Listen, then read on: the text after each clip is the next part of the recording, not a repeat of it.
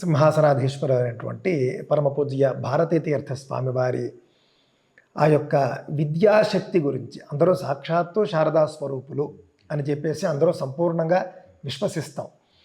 వారి యొక్క ఆ యొక్క నిష్ఠాతృత్వం గురించి తమ నుండి ఒక్క ఘట్టంలో వినాలనిపిస్తుంది.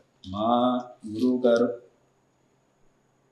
వారి యొక్క ఆ వేదశాస్త్ర జ్ఞానం, వేదములు, శాస్త్రములు, సాహిత్యం, వీటన్నిటిలోనూ కూడా, అందులోనూ శాస్త్రముల్లోనూ ఒక్కొక్క శాస్త్రం, వాటన్నిటిలోనూ వారికి ఉన్నటువంటి ఆ శక్తి అనేది చాలా అద్భుతమైనటువంటిది.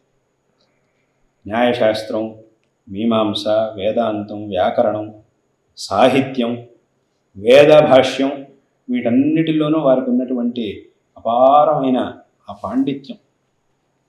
అంత పాండిత్యం ఉన్నప్పటికీ కూడా ఇప్పుడు మాకంతా కూడా న్యాయశాస్త్రం అదంతా కూడా వారే పాఠం చేశారు. న్యాయం, వేదాంతం, ఈ శాస్త్రాలన్నీ కూడా వారే పాఠం చేశారు. అందులోనూ మొట్టమొదటి గ్రంథం నుంచి, ఏదో పెద్ద పెద్ద గ్రంథాలు, వాద గ్రంథాలు వారు చేశారు అంటే అది కాదు, అలా కాదు. మొట్టమొదటి గ్రంథం నుంచి చివరి అక్షరం వరకు మొత్తం వారే పాఠం చేశారు. అందులో ఆ మొట్టమొదటి గ్రంథాన్ని పాఠం చేసేటప్పుడు, ఎందుకంటే ఆ మొదటి గ్రంథం చదివేటప్పుడు చదువుకునేవాడికి ఏమీ తెలియదు దాని గురించి. అక్కడి నుంచి ప్రారంభించి చివరి గ్రంథం వరకు పోతూ పోతూ పోతూ పోతూ ఇంకా లోతుగా వెళుతూ ఉంటుంది శాస్త్రంలో. విషయాలన్నీ, విషయ ప్రతిపాదన అంతా కూడా లోతుగా వెళుతూ ఉంటుంది. అక్కడి నుంచి మొదలుకొని చివరి విషయం వరకు అన్ని విషయాల్ని ఎలా చెప్తే శిష్యుడికి సరిగ్గా చక్కగా అర్థమవుతుందో, అంటే వాస్తవంగా ఆ విషయాల్ని తెలుసుకోవడం చాలా శ్రమతో కూడుకున్నటువంటి విషయం. శాస్త్రీయమైనటువంటి విషయాల్ని, ఆయా శాస్త్రాల్లో చెప్పినటువంటి విషయాల్ని అర్థం చేసుకోవడం చాలా పరిశ్రమతో కూడుకున్నటువంటి విషయం. కానీ ఏ పరిశ్రమ తెలియకుండా చాలా సులభంగా మనకు అర్థమయ్యేట్టుగా, అంటే ఒక శ్రమ కూడా ఉన్నది, పరిశ్రమ కూడా అవుతుంది, కానీ ఆ పరిశ్రమ అవుతోంది అనేటటువంటి విషయం తెలియదు మనకి.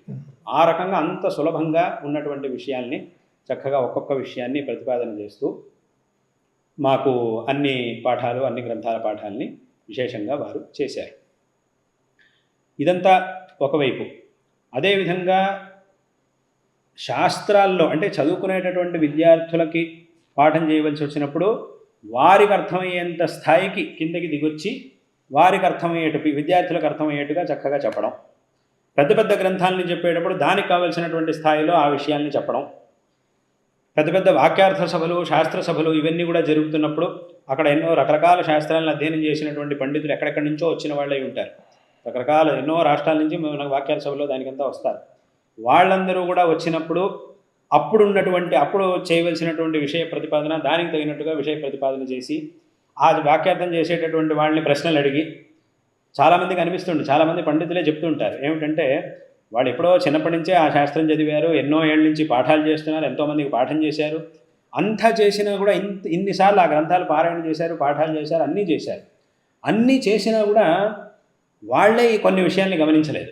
దాన్ని మా గురుగారు చెప్తారు, వాళ్ళే చెప్తారు, అయ్యో మేము ఇన్నేళ్ళ నుంచి పాఠం చేసినా కూడా మాకే తెలియలేదు ఈ విషయం, ఇలా ఒక కొత్త విషయం ఉంది, దీనే రోజు చదువుతున్నాం, ఇక్కడ ఇంత విషయం ఉందా అని వాళ్ళే అనుకుంటూ ఉంటారు. దాన్ని ఆయా సందర్భాల్లో మా గురువుగారు చెప్తూ ఉంటారు, ఇదొక విషయం, దీనికి ఇలా సమన్వయం చేయాలి, దీనికి ఇలా చెప్పాలి. అలాగే పెద్ద పెద్ద పండితులు అందరూ కూడా వచ్చి మా గురుగారి దగ్గర చాలా విషయాలను అడుగుతూ ఉంటారు. ఇంకా వాళ్ళకి ఏమిటంటే, ఏదైనా ఒక విషయం సందిగ్ధంగా ఉన్నప్పుడు మా గురువుగారు చెప్పారు అంటే అక్కడికి అయిపోయినట్టు, ఇంకా మళ్ళీ దాని మీద సందేహం లేదు. గురువుగారు ఇంకా ఈ సందేహం ఉంది అంటే వాళ్ళు మొదటి నుంచి ఆ శాస్త్రంలో చాలా పెద్ద పండితులుగా ఉండి ఎంతోమందిని తయారు కూడా చేశారు. కానీ ఫలానా విషయం వచ్చినప్పుడు ఇది ఎలాగా, దీనికి ఎలా చెప్పాలి అని అంటే గురువుగారిని అడగాలి. మా సన్నిధానం వారిని అడిగినప్పుడు వారు ఏం చెప్తారో అది మనకి ప్రమాణం అని చెప్పి గురువుగారిని అడిగినప్పుడు మా గురువుగారు చెప్పినటువంటి ఆ సమాధానాలు అవన్నీ కూడా ఏవైతే ఉన్నాయో దానంతా కూడా వాడు రాసి పెట్టుకున్నారు చాలామంది పండితులు. దీనికి ఇలా సమన్వయం చేయాలి, దీనికి ఇలా చెప్పాలి. అలా పెద్ద పెద్ద పండితులకు కూడా ఎన్నో విషయాలు ఇలా అవగతం కాని ఎన్నో విషయాలు ఉన్నప్పుడు వాటన్నిటిని కూడా వారికి చెప్పడం. ఈ రకంగా గురుగారి యొక్క ఆ పాండిత్యం అనేది అత్యంత అద్భుతమైనటువంటి పాండిత్యం. అందుకే మేము ఒకసారి మా గురుగారి మీద ఒక స్తోత్రం రాశాం. దాంట్లో ఒక శ్లోకాన్ని, అందుకోసమే నేను ఒక శ్లోకం రాసింది ఏమిటంటే, విద్యాం విజ్ఞావళిర్వక్తి విమలాం యం వపుష్మతీం విభూత్యై వచసాం వందే వినీతో విశ్వవందితం అని ఈ విషయాన్ని నేను శ్లోక రూపంలో రాశాను. ఏమిటంటే విద్యాం విజ్ఞావళిర్వక్తి విమలాం యం వపుష్మతి. అంటే విమలమైనటువంటి శాస్త్ర విద్య అనేది ఏదైతే ఉందో, ఈ శాస్త్ర విద్య ఒక శరీరాన్ని ధరిస్తే అది మా గురువు గారు అనేటటువంటి విషయాన్ని పండితులందరూ కూడా చెప్తున్నారు. విద్య ఒక రూపాన్ని ధరిస్తే అదే భారతీతీర్థ మహాస్వామి వారు అని వారిని ఏ పండిత లోకం కీర్తిస్తూ ఉన్నదో అటువంటి గురువు గారికి నమస్కరిస్తున్నాను.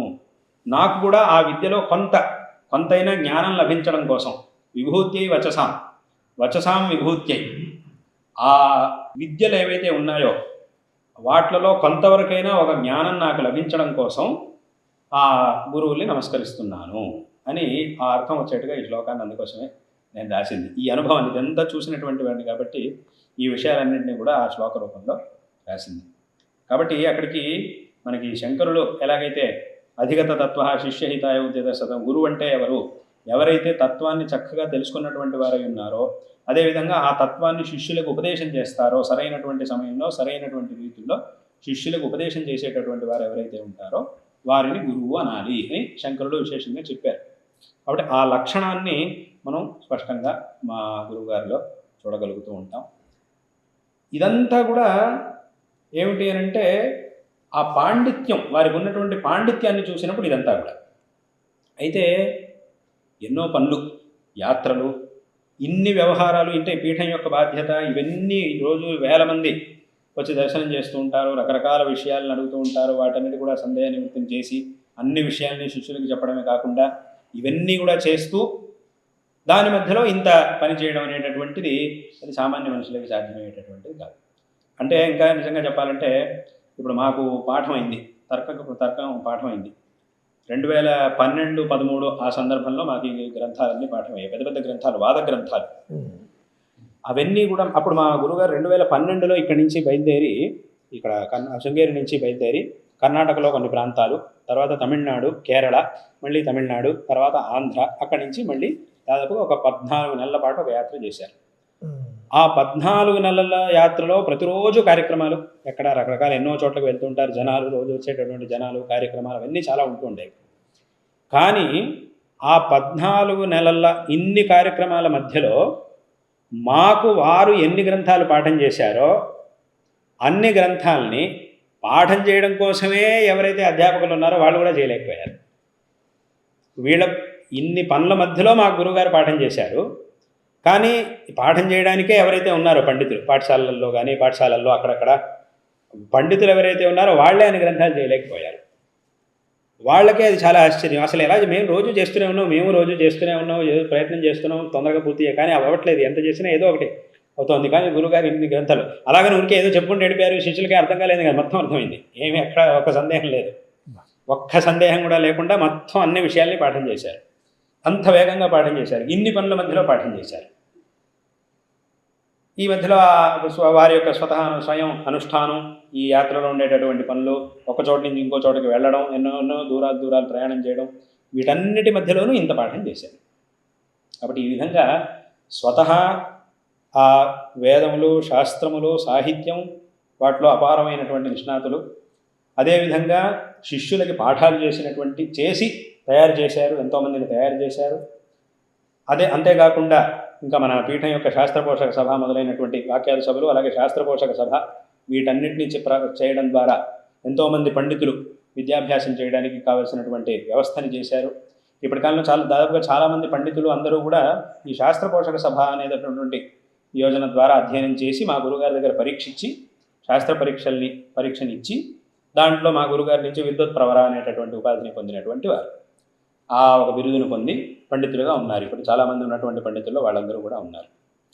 అలా ఇప్పుడు వాళ్ళందరూ కూడా మళ్ళీ రకరకాల చాలా చోట్ల పాఠశాలల్లో చాలామంది విద్యార్థుల్ని తయారు చేస్తున్నారు. అవన్నీ కూడా విశేషంగా తయారు చేస్తూ ఉన్నారు. అప్పుడు ఈ విధంగా వారి యొక్క ఆ మహిమ అదంతా కూడా, ఇదంతా శాస్త్రములు వీటి విషయంలో. అదే సామాన్య జనాల ముందు కూర్చున్నప్పుడు, సామాన్య జనాలకి ఇప్పుడు శాస్త్రంలో ఉండే చర్చలు అవన్నీ చెప్తే ఎవరికి అర్థం కాదు. కానీ సామాన్య జనాల ముందు కూర్చొని వాళ్ళకి ఏదైనా ఒక విషయాన్ని అనుగ్రహ భాషణలో చెప్పేటప్పుడు అది ఎంత సరళంగా ఉంటుందంటే చాలా సరళంగా ఉంటుంది.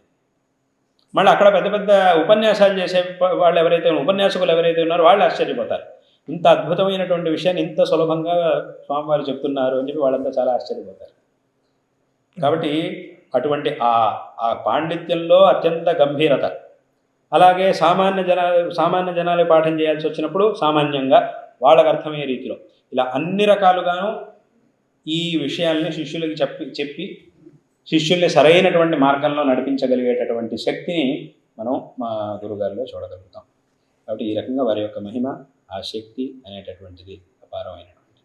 స్వామీజీ, తాజాగా కాశ్మీర్లో 370 అధికరణం రద్దు చేసిన తరువాత మేము దర్శించగలిగినటువంటి ఒక అద్భుతమైన అంశం ఏమిటంటే స్వామీజీ, తమరు స్వయంగా కాశ్మీర్ దేశానికి వెళ్ళి అక్కడ శారదాదేవి ఆలయాన్ని మళ్ళీ ప్రారంభించి లోకానికి అందించారు. కాశ్మీరేతు సరస్వతి అని ఉన్నటువంటి శక్తిపీఠాన్ని అక్కడ మళ్ళీ స్థాపించి, ఒకప్పుడు కాశ్మీర్లో శారదాదేవి స్వయంగా ఉండేది, సర్వజ్ఞపీఠం కూడా అక్కడే ఉండేది అనేటటువంటి ఆ యొక్క విశ్వాసాన్ని మళ్ళీ అందరిలో కూడా మళ్ళీ పెంపొందిస్తూ తమరు చేసినటువంటి ఆ మహత్తర కార్యం గురించి ఒకసారి. అక్కడ అమ్మవారు కాశ్మీర దేశం, అది మన యొక్క భారతదేశానికి అది శిరస్థానం కాశ్మీరం.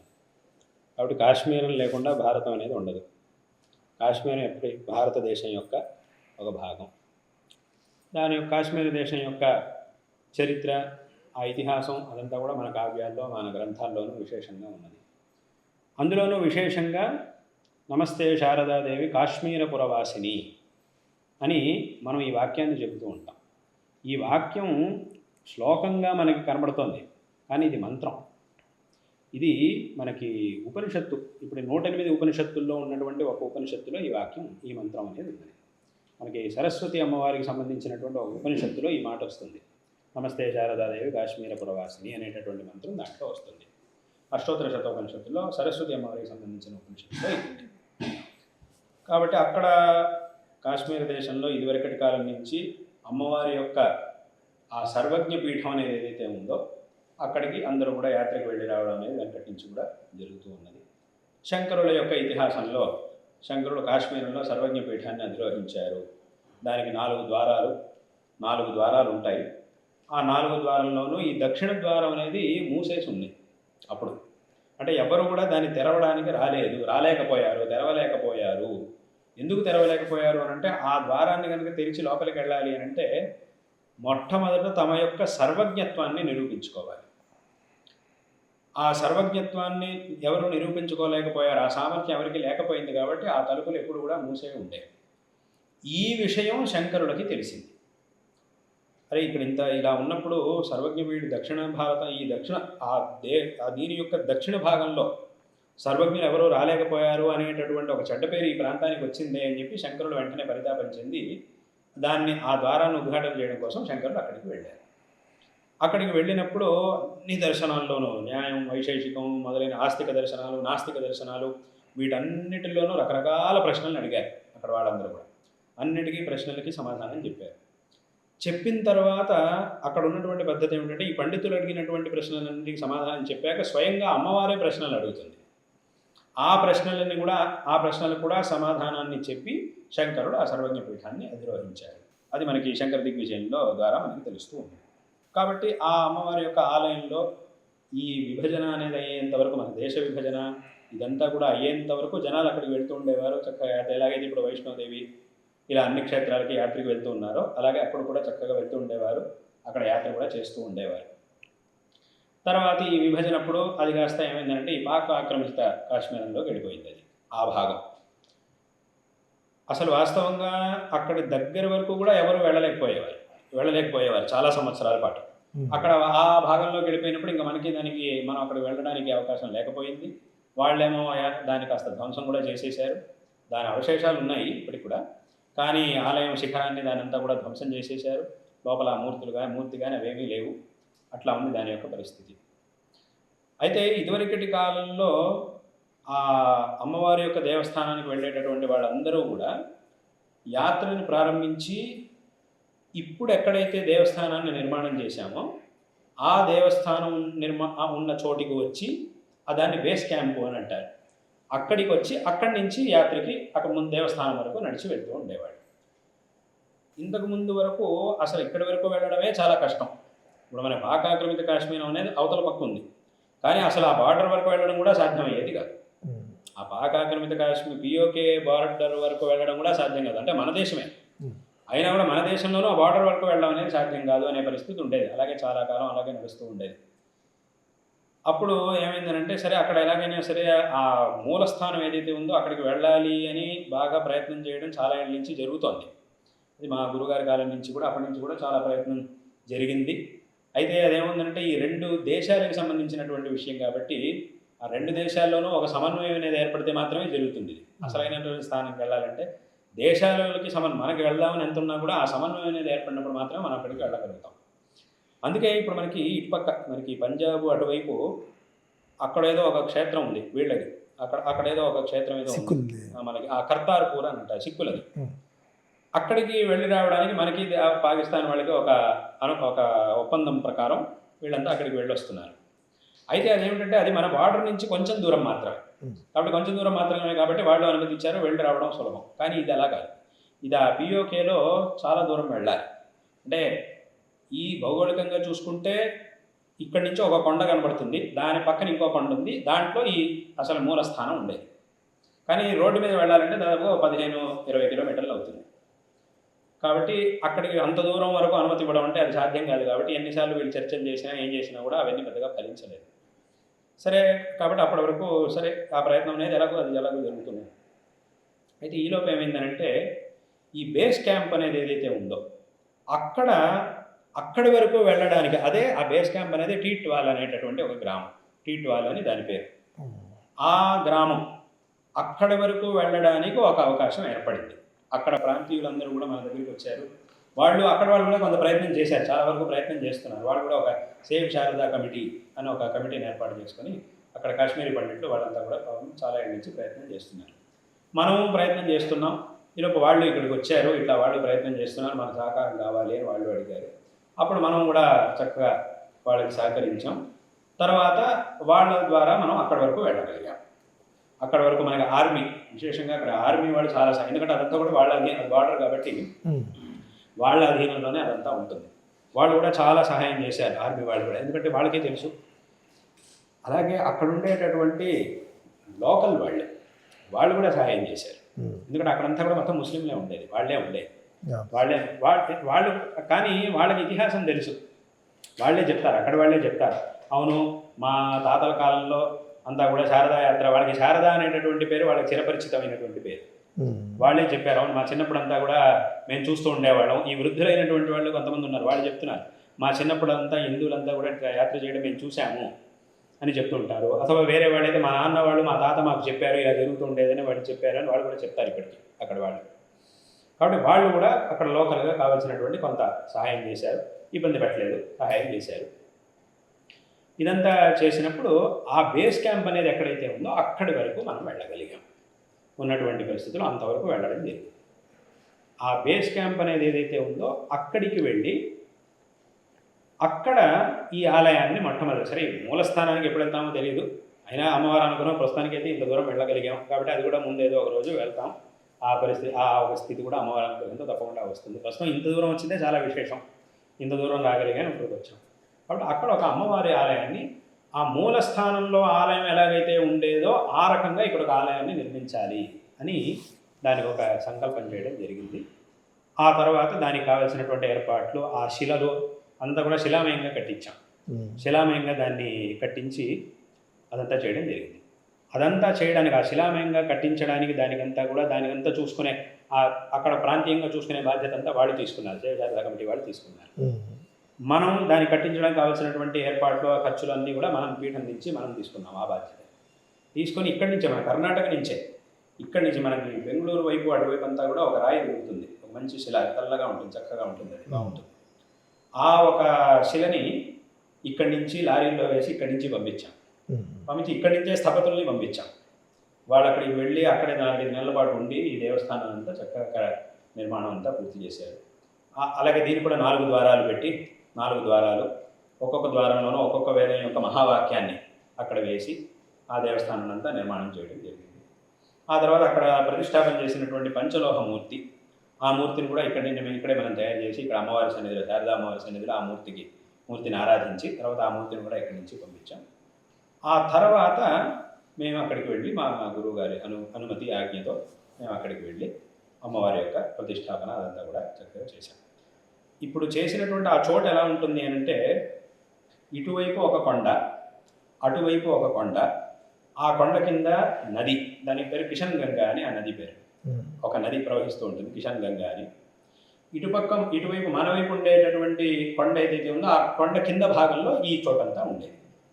ఆ కొండ కింద భాగంలో ఈ దేవస్థానం యొక్క చోటు, ఆ పక్కన ఈ గ్రామం ఇటీటువాల్ అనేటటువంటి గ్రామం, ఆ గ్రామం పక్కనే ఈ నది, ఆ నదికి అవతల ఇంకో కొండ, అదంతా కూడా వాళ్ళది, అదంతా కూడా పిఓకేలో ఉంటుంది.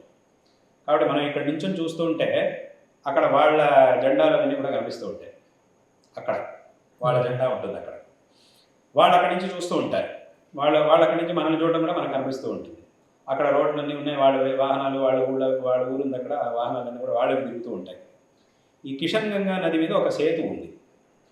ఆ సేతు యొక్క మధ్య భాగంలో ఒక గీత ఉంటుంది, బయటలో ఒక గీత ఉంటుంది. ఆ గీత వరకు మనది అని లెక్క, మన భారతదేశం లెక్క. ఆ పెయింట్ నుంచి అవతల ఉండేదంతా వాళ్ళది. అలాగని ఇప్పుడు ఆ బ్రిడ్జ్ మీద కూడా ఎప్పుడు పడితే అప్పుడు వెళ్ళలేరు, అది మూసేసి ఉంటుంది. అది సంవత్సరంలో ఏదో 1-2 రోజులు మాత్రం ఇటు నుంచి మన వాళ్ళు అటు నుంచి వాళ్ళు వస్తారు, ఆ గీత వరకు వచ్చి ఒకళ్ళొకళ్ళు పలకరించుకొని మళ్ళీ వాళ్ళు అవతలికి వెళ్ళేది ఒక పద్ధతి ఉంది, అది వెంకటి నుంచి ఉంది అక్కడ, అట్లా చేస్తూ ఉంటారు. కాబట్టి అక్కడ ఈ దేవస్థానం అంతా కూడా మన పీఠం నుంచి నిర్మాణం చేయించాం. దానిదంతా కూడా అక్కడ వాళ్ళని ఆ శైవ కమిటీ వాళ్ళు, కాశ్మీరీ పండిట్లు వాళ్ళంతా ఎవరైతే ఉన్నారో వాళ్ళందరి ద్వారా వాళ్ళందరినీ పెట్టుకొని అక్కడ మనం దాన్ని అంతా కూడా నిర్మాణం చేయించాం. దానికి అక్కడ కాశ్మీర్ గవర్నమెంటు, ఆర్మీ వాళ్ళు వీళ్ళందరూ కూడా విశేషంగా సహకరించారు. అక్కడ లోకల్ వాళ్ళు కూడా విశేషంగా చక్కగా సహకరించారు. దాని అంతటి పెట్టుకుని అక్కడ అమ్మవారి ప్రతిష్ఠ అనేది చేయడం జరిగింది. అదే రకంగా ఈ బేస్ క్యాంప్లో ఇదివరకటి కాలం నుంచి వీళ్ళది సిక్కులది కూడా ఒక గురుద్వారా ఉండేదిట. వాళ్ళు అడిగారు, మీరు ఇట్లా శారదామ్మవారి దేవస్థానం కట్టిస్తున్నారు కదా, కాబట్టి పక్కన మాది కూడా ఉండేది, దాన్ని కూడా మీరు కట్టించండి అని అడిగారు. దాన్ని కూడా కట్టించాం. ఈ దీంతో పాటు అమ్మవారి ఆలయంతో పాటు దాన్ని కూడా మనం కట్టించాం. అది కూడా ఉంది పక్కన. అది కూడా నేను ఎప్పుడైతే దేవస్థానంలో కుంభాభిషేకం ఎప్పుడైతే చేశామో అప్పుడే దాన్ని కూడా ఉద్ఘాటన చేయడం అనేది జరిగింది. అదంతా అయింది. అలా ప్రతిష్టాపన అదంతా కూడా విశేషంగా, అంటే అది ఎన్నేళ్ల క్రితం జరిగిందో తెలియదు, కానీ ఆ తర్వాత మళ్ళీ మేము కుంభాభిషేకం అంతా చేసిన తర్వాత అప్పుడు మళ్ళీ అమ్మవారి యొక్క సన్నిధి అక్కడ మళ్ళీ చక్కగా మళ్ళీ వేదోపదేశాలు అవన్నీ కూడా మళ్ళీ అక్కడ అమ్మవారు అనుకున్నారు. అవును స్వామి, ఇప్పుడు బాగా జాతీయ ఛానళ్ళలో కూడా వచ్చింది, అందరూ చూశారు. చాలా మంది వెళ్తున్నారు కూడా, కూడా చేసొస్తున్నారు.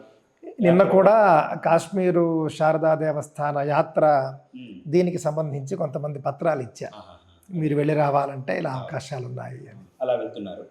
మొదటిసారి మేము వెళ్ళినప్పుడు అక్కడ కుంభాభిషేకం అదంతా కూడా చేయడం జరిగింది. ఆ తర్వాత అంటే కుంభాభిషేకం వార్షికోత్సవం అప్పుడు అక్కడికి మన వాళ్ళు చతుర్వేద పండితులు, శాస్త్ర పండితులు, సాహిత్య పండితులు, అవధానులు వీళ్ళందరూ కూడా వెళ్ళారు. వీళ్ళంతా అక్కడికి వెళ్ళి అక్కడ వాక్యార్థ సభ కూడా జరిగింది, వేదపారాయణలు జరిగినాయి, అనుష్ఠానాలు జరిగినాయి, వాక్యార్థ సభ, శాస్త్ర సభ, అవధానం కూడా జరిగింది అక్కడ. అంటే ఇదంతా కూడా చాలా ఏళ్ళు అయిన తర్వాత ఇక్కడి నుంచే మన లలితాదిత్య, మన అవధానులు గన్నవరం లలితాదిత్య వీళ్ళంతా కూడా వెళ్ళారు అక్కడికి. వీళ్ళందరూ కూడా వెళ్ళి అక్కడ అవధానం అదంతా కూడా చక్కగా చేసి వచ్చారు. మన పాఠశాల పండితులు అందరూ కూడా, వేద పండితులు, శాస్త్ర పండితులు అందరూ వెళ్ళి ఆ వార్షికోత్సవం కూడా ఒక 3 రోజుల పాటు అక్కడ విశేషంగా కార్యక్రమాలన్నీ కూడా ఆ సన్నిధిలో జరిగాయి. మొదటి సంవత్సరం జరిగింది. రెండవ సంవత్సరం ఏమైందంటే కొంచెం ఈ పెహల్గామది దాన్నంతా కొంచెం ఇబ్బంది అయ్యేటప్పటికీ అక్కడికి మళ్ళీ కొంచెం అక్కడ ఉన్నటువంటి పరిస్థితుల్లో కొంచెం ఉద్రిక్తత ఏర్పడింది. కాబట్టి సంక్షిప్తంగా రెండవ సంవత్సరం మళ్ళీ చేశాం. ఇప్పుడు ఈ సంవత్సరం మళ్ళీ మనకి జ్యేష్ఠ మాసంలో వస్తుంది. జ్యేష్ఠ కృష్ణ పాడ్యమి నాడు అప్పుడు ప్రతిష్టాపన చేయడం జరిగింది. కాబట్టి ఇప్పుడు మళ్ళీ 3వ వార్షికోత్సవం, ఇప్పుడు ఈ జ్యేష్ఠ మాసంలో 3వ వార్షికోత్సవం రాబోతుంది. కాబట్టి అట్లా అక్కడ అంతవరకు ప్రస్తుతానికి అంత దూరం వెళ్ళగలిగాం. ఇంకా ఆ తర్వాతది కూడా మూలస్థానం ఏదైతే ఉందో అక్కడ కూడా అమ్మవారి అనుగ్రహంతో వెళ్తామనే నమ్మకం తప్పకుండా ఉంది, పరిపూర్ణంగా ఉంది. ఇంకా అమ్మవారి అనుగ్రహంతోనే ఇంత దూరం వచ్చాం. కాబట్టి ఆ తర్వాత కూడా అలాగే ఇప్పుడు అక్కడ ఎన్నో దేవస్థానాల యొక్క పునర్నిర్మాణాలు ఇవన్నీ కూడా విశేషంగా జరుగుతూ ఉన్నాయి. దానికి కూడా మన పీఠం నుంచి వాళ్ళందరూ కూడా మన పీఠంతో సంబంధంలోనే, ఎందుకంటే వాళ్ళందరూ కూడా మన దగ్గరకు వచ్చారు. వచ్చినప్పుడు నేను వాళ్ళకి చెప్పాను, వాళ్ళు చెప్పారు, వాళ్ళంతా ఇక్కడికి వచ్చారు. ఎందుకంటే మా అందరికీ కాశ్మీరంలో ఉండేటటువంటి కాశ్మీరీ పండితులు వాళ్ళందరికీ మా అందరికీ కూడా అమ్మవారు ఆరాధ్య దేవత, శారదా అమ్మవారు మాకు ఆరాధ్య దేవత. కాబట్టి ఇది శారదా పీఠం కాబట్టి మేమంతా ఇక్కడికి వచ్చాము, కాబట్టి మీ నుంచి మాకు కానీ సహాయం కావాలి అని అన్నారు. అప్పుడు నేను కూడా వాళ్ళకి చెప్పాను, అవునండి శారదా అమ్మవారు సమస్త జగత్తులో శారదా అమ్మవారి యొక్క స్థానాలు రెండు. ఒకటి అనాది కాలం నుంచి కాశ్మీర దేశం, రెండవది శంకరుల కాలం నుంచి శృంగేరి పీఠం, శృంగేరి శారదా పీఠం. కాబట్టి ఈ రెండు అమ్మవారి యొక్క స్థానాలు. కాబట్టి తప్పకుండా దానికి చేయడం మా బాధ్యత, తప్పకుండా చేద్దామని చెప్పి తర్వాత దాని అంతా చేయడం. ఇంకోటి ఏంటంటే ఇక్కడ కాశ్మీర దేశం అనేది కశ్యప మహర్షి యొక్క తపస్థానం, తపస్సు చేసినటువంటి చోటు. ఈ శృంగేరి అనేటటువంటిది విభాండక మహర్షి యొక్క తపస్థానం. విభాండక మహర్షి అంటే కశ్యప మహర్షి యొక్క పుత్రుడు. ఆయన తపస్సు చేసినటువంటి చోటు. ఆయన పుత్రుడు ఋష్యశృంగ మహర్షి. కాబట్టి కశ్యప మహర్షి, విభాండక మహర్షి, ఋష్యశృంగ మహర్షి. కాబట్టి అది తండ్రి తపస్సు చేసినటువంటి చోటు అయితే ఇది పుత్రుడు తపస్సు చేసినటువంటి చోటు. పుత్రుడు పౌత్రుడు ఇద్దరు తపస్సు చేసినటువంటి చోటు. కాబట్టి అక్కడ ఋషుల కాలం నుంచి ఆ కాశ్మీరానికి శృంగేరికి ఆ సంబంధం అనేది ఉండనే ఉంది. ఆ తర్వాత శంకరులు ఎలాగో అక్కడికి వెళ్ళి సర్వజ్ఞ పీఠాధిరోహణ చేశారు. ఇక్కడేమో ఈ పీఠాన్ని స్థాపించారు. అక్కడ అమ్మవారు శారదా అమ్మవారు, ఇక్కడ శారదా అమ్మవారు. అది శారదా సర్వజ్ఞ పీఠం, ఇది శారదా పీఠం. అది ఒక విధమైనటువంటి సంబంధం. కాబట్టి ఈ విధంగా అలాగే వెనకటి కాలంలో అక్కడ రాజమహారాజుల యొక్క సంబంధం కూడా విశేషంగా ఉంది శృంగేరికి. అక్కడ రాజమహారాజులు కూడా శృంగేరితో విశేషమైనటువంటి సంబంధం కలిగి ఉన్నారు.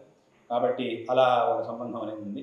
కాబట్టి ఈ రకంగా అదంతా కూడా అప్పుడు, ఎందుకంటే ఇదంతా చేయడం మన బాధ్యత, చాలా ముఖ్యమైనది. ఎలాగైతే మనకి అయోధ్య, మథుర, కాశీ ఇవన్నీ కూడా మనకి ఎంత ముఖ్యమైనటువంటి క్షేత్రాలో, అదేవిధంగా శారదా సర్వజ్ఞ పీఠం అనేది కూడా అంత ముఖ్యమైనటువంటి ఒక స్థలం. కాబట్టి అప్పటి కాలంలో దాన్ని అంతా కూడా విశేషంగా చేయడం జరిగింది. అంతా ఇక్కడి నుంచే మన వాళ్ళందరినీ కూడా పంపించి, వాళ్ళే అంత నిర్మాణం, మన వాళ్ళని ఇక్కడి నుంచి పంపించి అంత నిర్మాణం అంతా చక్కగా చేయించడం జరిగింది. ఇది చాలా మంచి విషయం స్వామీజీ ఈ కాలంలో. అదేవిధంగా తమరు చెప్తూ ఇప్పుడు అయోధ్య గురించి చెప్పారు స్వామీజీ. అయోధ్యలో కూడా రామ మందిరంలో పంచాయతన దేవతలను స్థాపించారు అని విన్నాను స్వామీజీ. అంటే ఆ యొక్క పంచాయతన దేవతలు శంకరుల మార్గంలోనే పంచాయతన దేవతలను అక్కడ స్థాపించారు అని మనం భావించవచ్చా స్వామి? శంకరుల యొక్క మార్గం, ఎందుకంటే శంకరుల యొక్క తత్వం అనేది ఏదైతే ఉందో అది లేనిదే మన భారతదేశం లేదు. శంకరుల తత్వమే మన భారతదేశానికి ఆత్మ. కాబట్టి శంకరుల యొక్క తత్వం, శంకరాచార్యుల వారికి ఉన్నటువంటి ఆ కీర్తి అనేటటువంటిది అది అత్యంత అద్భుతమైనటువంటి కీర్తి. ఇప్పుడు ఇవాల్టి రోజున ఈ కాషాయ వస్త్రానికి ఇంత విలువ ఉంది అని అంటే అది శంకరుల వల్లే. సన్యాసాశ్రమానికి అంత విలువ వచ్చింది అని అంటే అది శంకర భగవత్పాదాచార్యుల వారి వల్ల. కాబట్టి అక్కడ ఇప్పుడు ఉదాహరణకి మనకి కాశీలో శంకరాచార్యుల వారి విగ్రహం ఉంది. ఆ కారిడార్ అని చెప్పి ఏదైతే చేశారో అక్కడ శంకరాచార్యుల వారి విగ్రహాన్ని ప్రైమ్ మినిస్టర్ వాళ్లే పెట్టించారు, వాళ్లే చేయించారు. అక్కడ శంకరాచార్యుల వారి విగ్రహం ఉంది. కేదార్లో ఎక్కడైతే శంకరుల అవతార సమాప్తి స్థానం అనేది ఏదైతే ఉందో అక్కడ అంతకుముందు చిన్న మందిరం ఉండేది, దాంట్లో చిన్న విగ్రహం ఉండేది. తర్వాత అక్కడ వచ్చినటువంటి ప్రవాహంలో అది కొంచెం దెబ్బతిన్నది. కాబట్టి దాన్ని మళ్ళీ తర్వాత మార్చి ఇప్పుడు పెద్ద విగ్రహాన్ని, అక్కడ శంకరాచార్యుల వారి యొక్క విగ్రహాన్ని అక్కడ స్థాపన చేశారు. కాబట్టి ఈ రకంగా అక్కడ శంకరుల యొక్క ఆ విగ్రహం, ఇక్కడ దీంట్లో ఆ విగ్రహం. కాబట్టి శంకరుల యొక్క తత్వం అనేది అది అత్యంత విశిష్టమైనటువంటి తత్వం. కాబట్టి అయోధ్య క్షేత్రంలో కూడా విశేషంగా ఆ పంచాయతన మందిరాన్ని అక్కడ నిర్మించారు. నేను కిందటి సంవత్సరం అయోధ్యకి వెళ్ళినప్పుడు అప్పుడు ఇంకా అక్కడ చేస్తున్నారని చెప్పారు. కాబట్టి నేను అక్కడికి వెళ్ళి చూడటం కుదరలేదు. తర్వాత చెప్పారు అక్కడ జరిగింది, పూర్తయింది అని చెప్పి, పంచాయతన సన్నిధులు అయినాయి అని చెప్పి చెప్పారు. ఎవరైతే దాన్ని నిర్వహణ చేస్తున్నారో వాళ్ళే చెప్పారు. కాబట్టి అక్కడ పంచాయతన అంటే అక్కడ, కాబట్టి అక్కడ విష్ణు పంచాయతం, రాముల వారి మధ్యలో ఉన్నారు కాబట్టి చుట్టూరా మిగతా దేవతల యొక్క సన్నిధులు చేశారు. ఇంకొక విషయం వస్తామేజీ, తమరి పూర్వాశ్రమంలో తమరి తాతగారు వారు మహాత్ములు రామగోపాల సోమయాజి గారు అని చెప్పేసి వారి దంపతుల్ని నేను చాలాసార్లు తాజాగా కూడా నేను చూశాను స్వామీజీ. ఒక సంవత్సరం అయినట్లుగా ఉంది. వారిద్దరూ చూడడానికి ఆది దంపతుల్లాగా చక్కగా పార్వతీ పరమేశ్వరుల్లాగా ఉంటారు.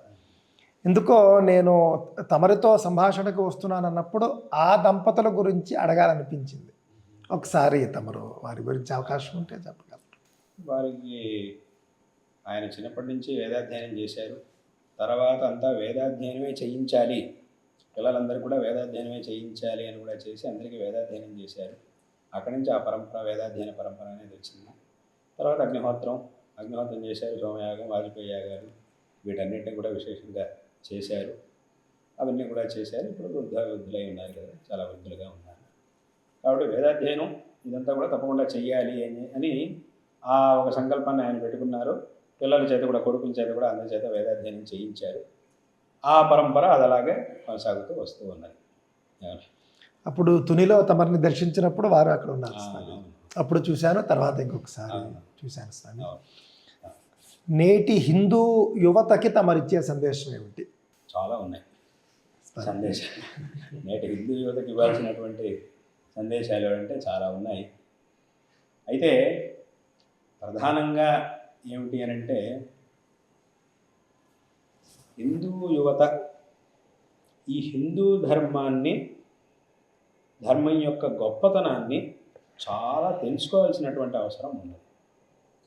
ఎన్నో విషయాలు ఉన్నాయి మన యొక్క హిందూ ధర్మంలో. అంటే ప్రస్తుతం లోకంలో పరిస్థితి ఎలా ఉంది అని అంటే, చాలామంది చేస్తున్నటువంటి దుష్ప్రచారాల వల్ల చాలామందికి ఏమనిపిస్తోందంటే, హిందూ ధర్మం అంటే ఇంతే, ఏవో ఒక 2-3 విషయాల్ని పెట్టుకొని హిందూ ధర్మం అంటే ఇంతే, ఇంతకంటే ఇంకేమీ లేదు అని జనాలందరికీ అనిపించేట్టుగా రకరకాల ప్రచారాలు జరుగుతున్నాయి. కానీ హిందూ ధర్మం అంటే ఎంతో ఉంది. హిందూ ధర్మంలో దీనికి మూలమైనటువంటి గ్రంథాల్లో చెప్పబడినటువంటి విషయాలు ఎన్నో ఉన్నాయి. ఈ విషయాల వల్లే ఎవరికైనా జీవితం బాగుపడుతుంది. ఎవరి జీవితమైనా బాగుపడాలి అని అంటే ఇక్కడ చెప్పినటువంటి విషయాలు కావాల్సింది. పైగా హిందూ ధర్మంలో ఉండేటటువంటి విషయాలు ఏవైతే ఉన్నాయో ఇవి ఏదో ఒక పరిమితి ఉన్నటువంటి విషయాలు కావు, సమస్త మానవ జాతికి కావాల్సినటువంటి విషయాలు. ఇప్పుడు ఉదాహరణకి ఎన్నో విషయాలు ఉన్నాయి, మన హిందూ ధర్మంలో ఎన్నో విషయాలు ఉన్నాయి. ఒక సామాన్యమైన విషయం గురించి, అంటే ప్రాథమికమైనటువంటి విషయం గురించి చెప్పాలంటే, ఆత్మవత్ సర్వభూతాని యః పశ్యతి సపశ్యతి అని ఒక వాక్యం ఉంది. ఇది మన పురాణాల్లో వాటన్నిటిలోనూ ఉంది ఈ వాక్యం. దీని అర్థం ఏమిటి? ఎవరైతే ఇతరులని తనలాగా చూస్తాడో వాడు సరైనటువంటి మనిషి అని దీని యొక్క అర్థం. అంటే ఇతరుల్ని తనలాగా చూడటం అంటే ఏమిటి? ఎలాగైతే ఇంకొకటి వచ్చి నన్ను ఇబ్బంది పెడితే నాకు దుఃఖం కలుగుతుందో, అదే రకంగా నేను ఇంకొకటి ఇబ్బంది పెడితే వాడికి అలాగే దుఃఖం కలుగుతుంది, వాడు నాలాంటి వాడే. అలాగే ఇంకొకరికి నేను ఉపకారం చేస్తే ఎలాగైతే ఇంకొకరికి మంచి జరుగుతుందో, అంటే ఇంకొకరు నాకు ఉపకారం చేస్తే ఎలాగైతే నాకు మంచి జరుగుతుందో, అదేవిధంగా నేను ఇంకొకరికి ఉపకారం చేస్తే వాడికి మంచి జరుగుతుంది. ఎలాగైతే నేను ఏదైనా కష్టాల్లో ఉన్నప్పుడు నేను ఎలాగైతే ఇంకొకరి ఉపకారాన్ని అపేక్షిస్తూ ఉంటానో దానివల్ల నాకు మంచి జరుగుతుందో, అదేవిధంగా కష్టాల్లో ఉండేటటువంటి వాళ్ళు ఎంతోమంది ఉన్నారు. కాబట్టి వాళ్ళకు ఉపకారం చెయ్యాలి అనేటటువంటి భావన అంటే అక్కడికి ఏమైందనంటే, నేను ఎలాగో ఇంకొకళ్ళు కూడా అలాగే, కాబట్టి ఇంకొకళ్ళని ఇబ్బంది పెట్టకుండా అయినంత వరకు ఇంకొకళ్ళకి మంచి చెయ్యాలి. అది ఏ రకంగా అయినా కావచ్చు. మంచి చేయడం అనేది ఉపకారం అనేది రకరకాలుగా ఉంటుంది. ఇప్పుడు అన్నదానం చేయడం, వస్త్రదానం చేయడం, జ్ఞానదానం చేయడం, ధనదానం చేయడం, ఇలా ఎవరికి ఏది అవసరం ఉంటే అది దాన్ని వాళ్ళకి అందేట్టుగా చేయడం. కొన్నిసార్లు ఇంకేమి ఇవ్వక్కల, ఒక మాట చెప్పేస్తే చాలు. మాట సాయం అంటాం కదా దాన్నే. ఒక మాట చెప్పేసి ఇంకేం ధనాలు ఇవ్వక్కర్లేదు, డబ్బులు ఇవ్వక్కర్లేదు, ఆస్తులు ఇవ్వక్కర్లేదు, ఏమీ అక్కర్లేదు. కష్టపడాల్సిన ఒక్క మాట చెప్పేస్తే చాలు, చాలా ఉపయోగపడుతుంది వాడికి. కాబట్టి సహాయం అనేది రకరకాలుగా ఉంటుంది. ఏమైనా కానివ్వండి, ఏదో ఒక రకంగా ఇంకొకరికి సహాయం చేయడం అనేది మన యొక్క ఈ ధర్మం మనకు ఉపదేశిస్తూ ఉన్నది. ఇది మన పురాణాల్లో, మన శాస్త్రాల్లో ఉన్నటువంటి వాక్యం. ఆత్మవత్ సర్వభూతాని యః పశ్యతి సపశ్యతి. ఇప్పుడు ఈ వాక్యం యొక్క అర్థం ఏదైతే ఉందో ఇది కేవలం హిందువులకు మాత్రమే కావాలా? లేదంటే ఈ భారతదేశంలో ఎవరున్నారో వాళ్ళకి మాత్రమే కావాలా? కాదు, ప్రపంచంలో ప్రతి మనిషికి కావాల్సిందే ఈ వాక్యం. ఇంకా సరిగ్గా చెప్పాలంటే ఒక నాస్తికుడు కూడా ఈ వాక్యం కావాల్సిందే. ఇక్కడ చెప్పబడినటువంటి ఉపదేశం ఒక నాస్తికుడు కూడా కావాల్సిందే.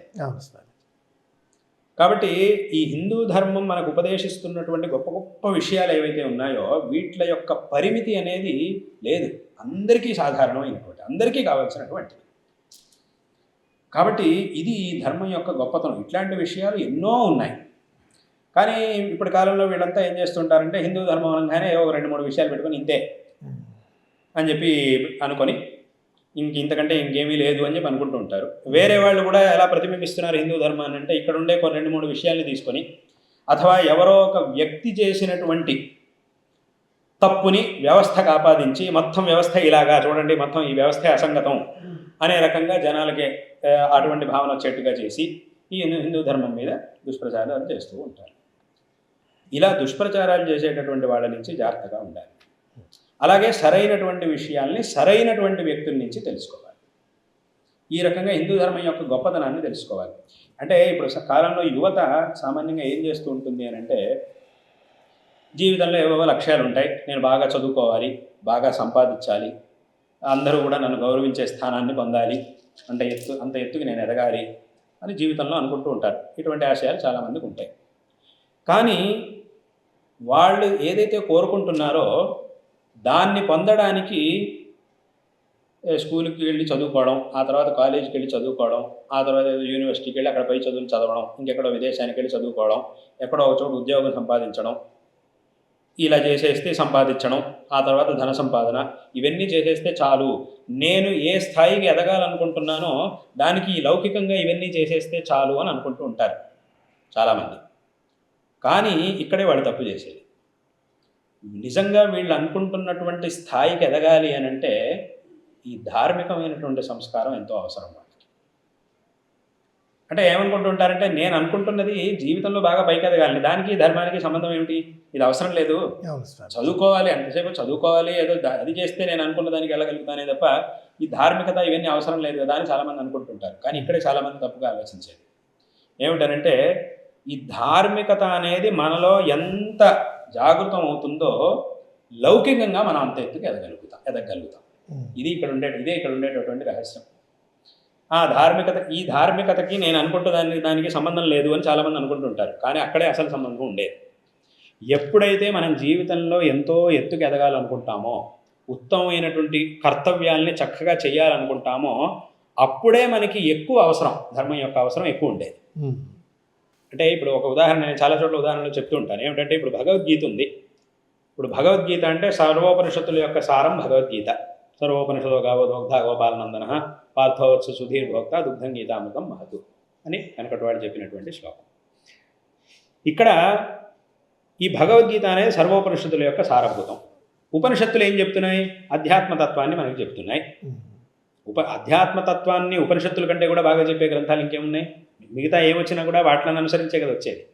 కాబట్టి మనకు ఆధ్యాత్మిక విషయాల్ని, ఈ ధర్మానికి అధ్యాత్మానికి సంబంధించినటువంటి విషయాల్ని చెప్పడంలో సర్వోత్తమైనటువంటి స్థానం ఉండేది వేదములకి. ఆ వేదముల్లోనూ ఉపనిషత్తులకి ఇంకా విశేషమైనటువంటి స్థానం, ఎందుకంటే ఆ పరబ్రహ్మతత్వాన్ని చెప్తాయి కాబట్టి, అధ్యాత్మతత్వాన్ని మనకి అంతిమమైనటువంటి అధ్యాత్మతత్వాన్ని చెప్తున్నాయి కాబట్టి అది ఇంకా గొప్ప విషయం. ఉపనిషత్తులకి ఇంకా స్థానం. అటువంటి ఉపనిషత్తుల యొక్క సారం భగవద్గీత. అక్కడికి భగవద్గీత ఒక ధర్మం గురించి కానీ ఆధ్యాత్మికమైనటువంటి విషయాల గురించి కానీ మనకు చెప్పేటటువంటి ఒక గొప్ప గ్రంథం భగవద్గీత.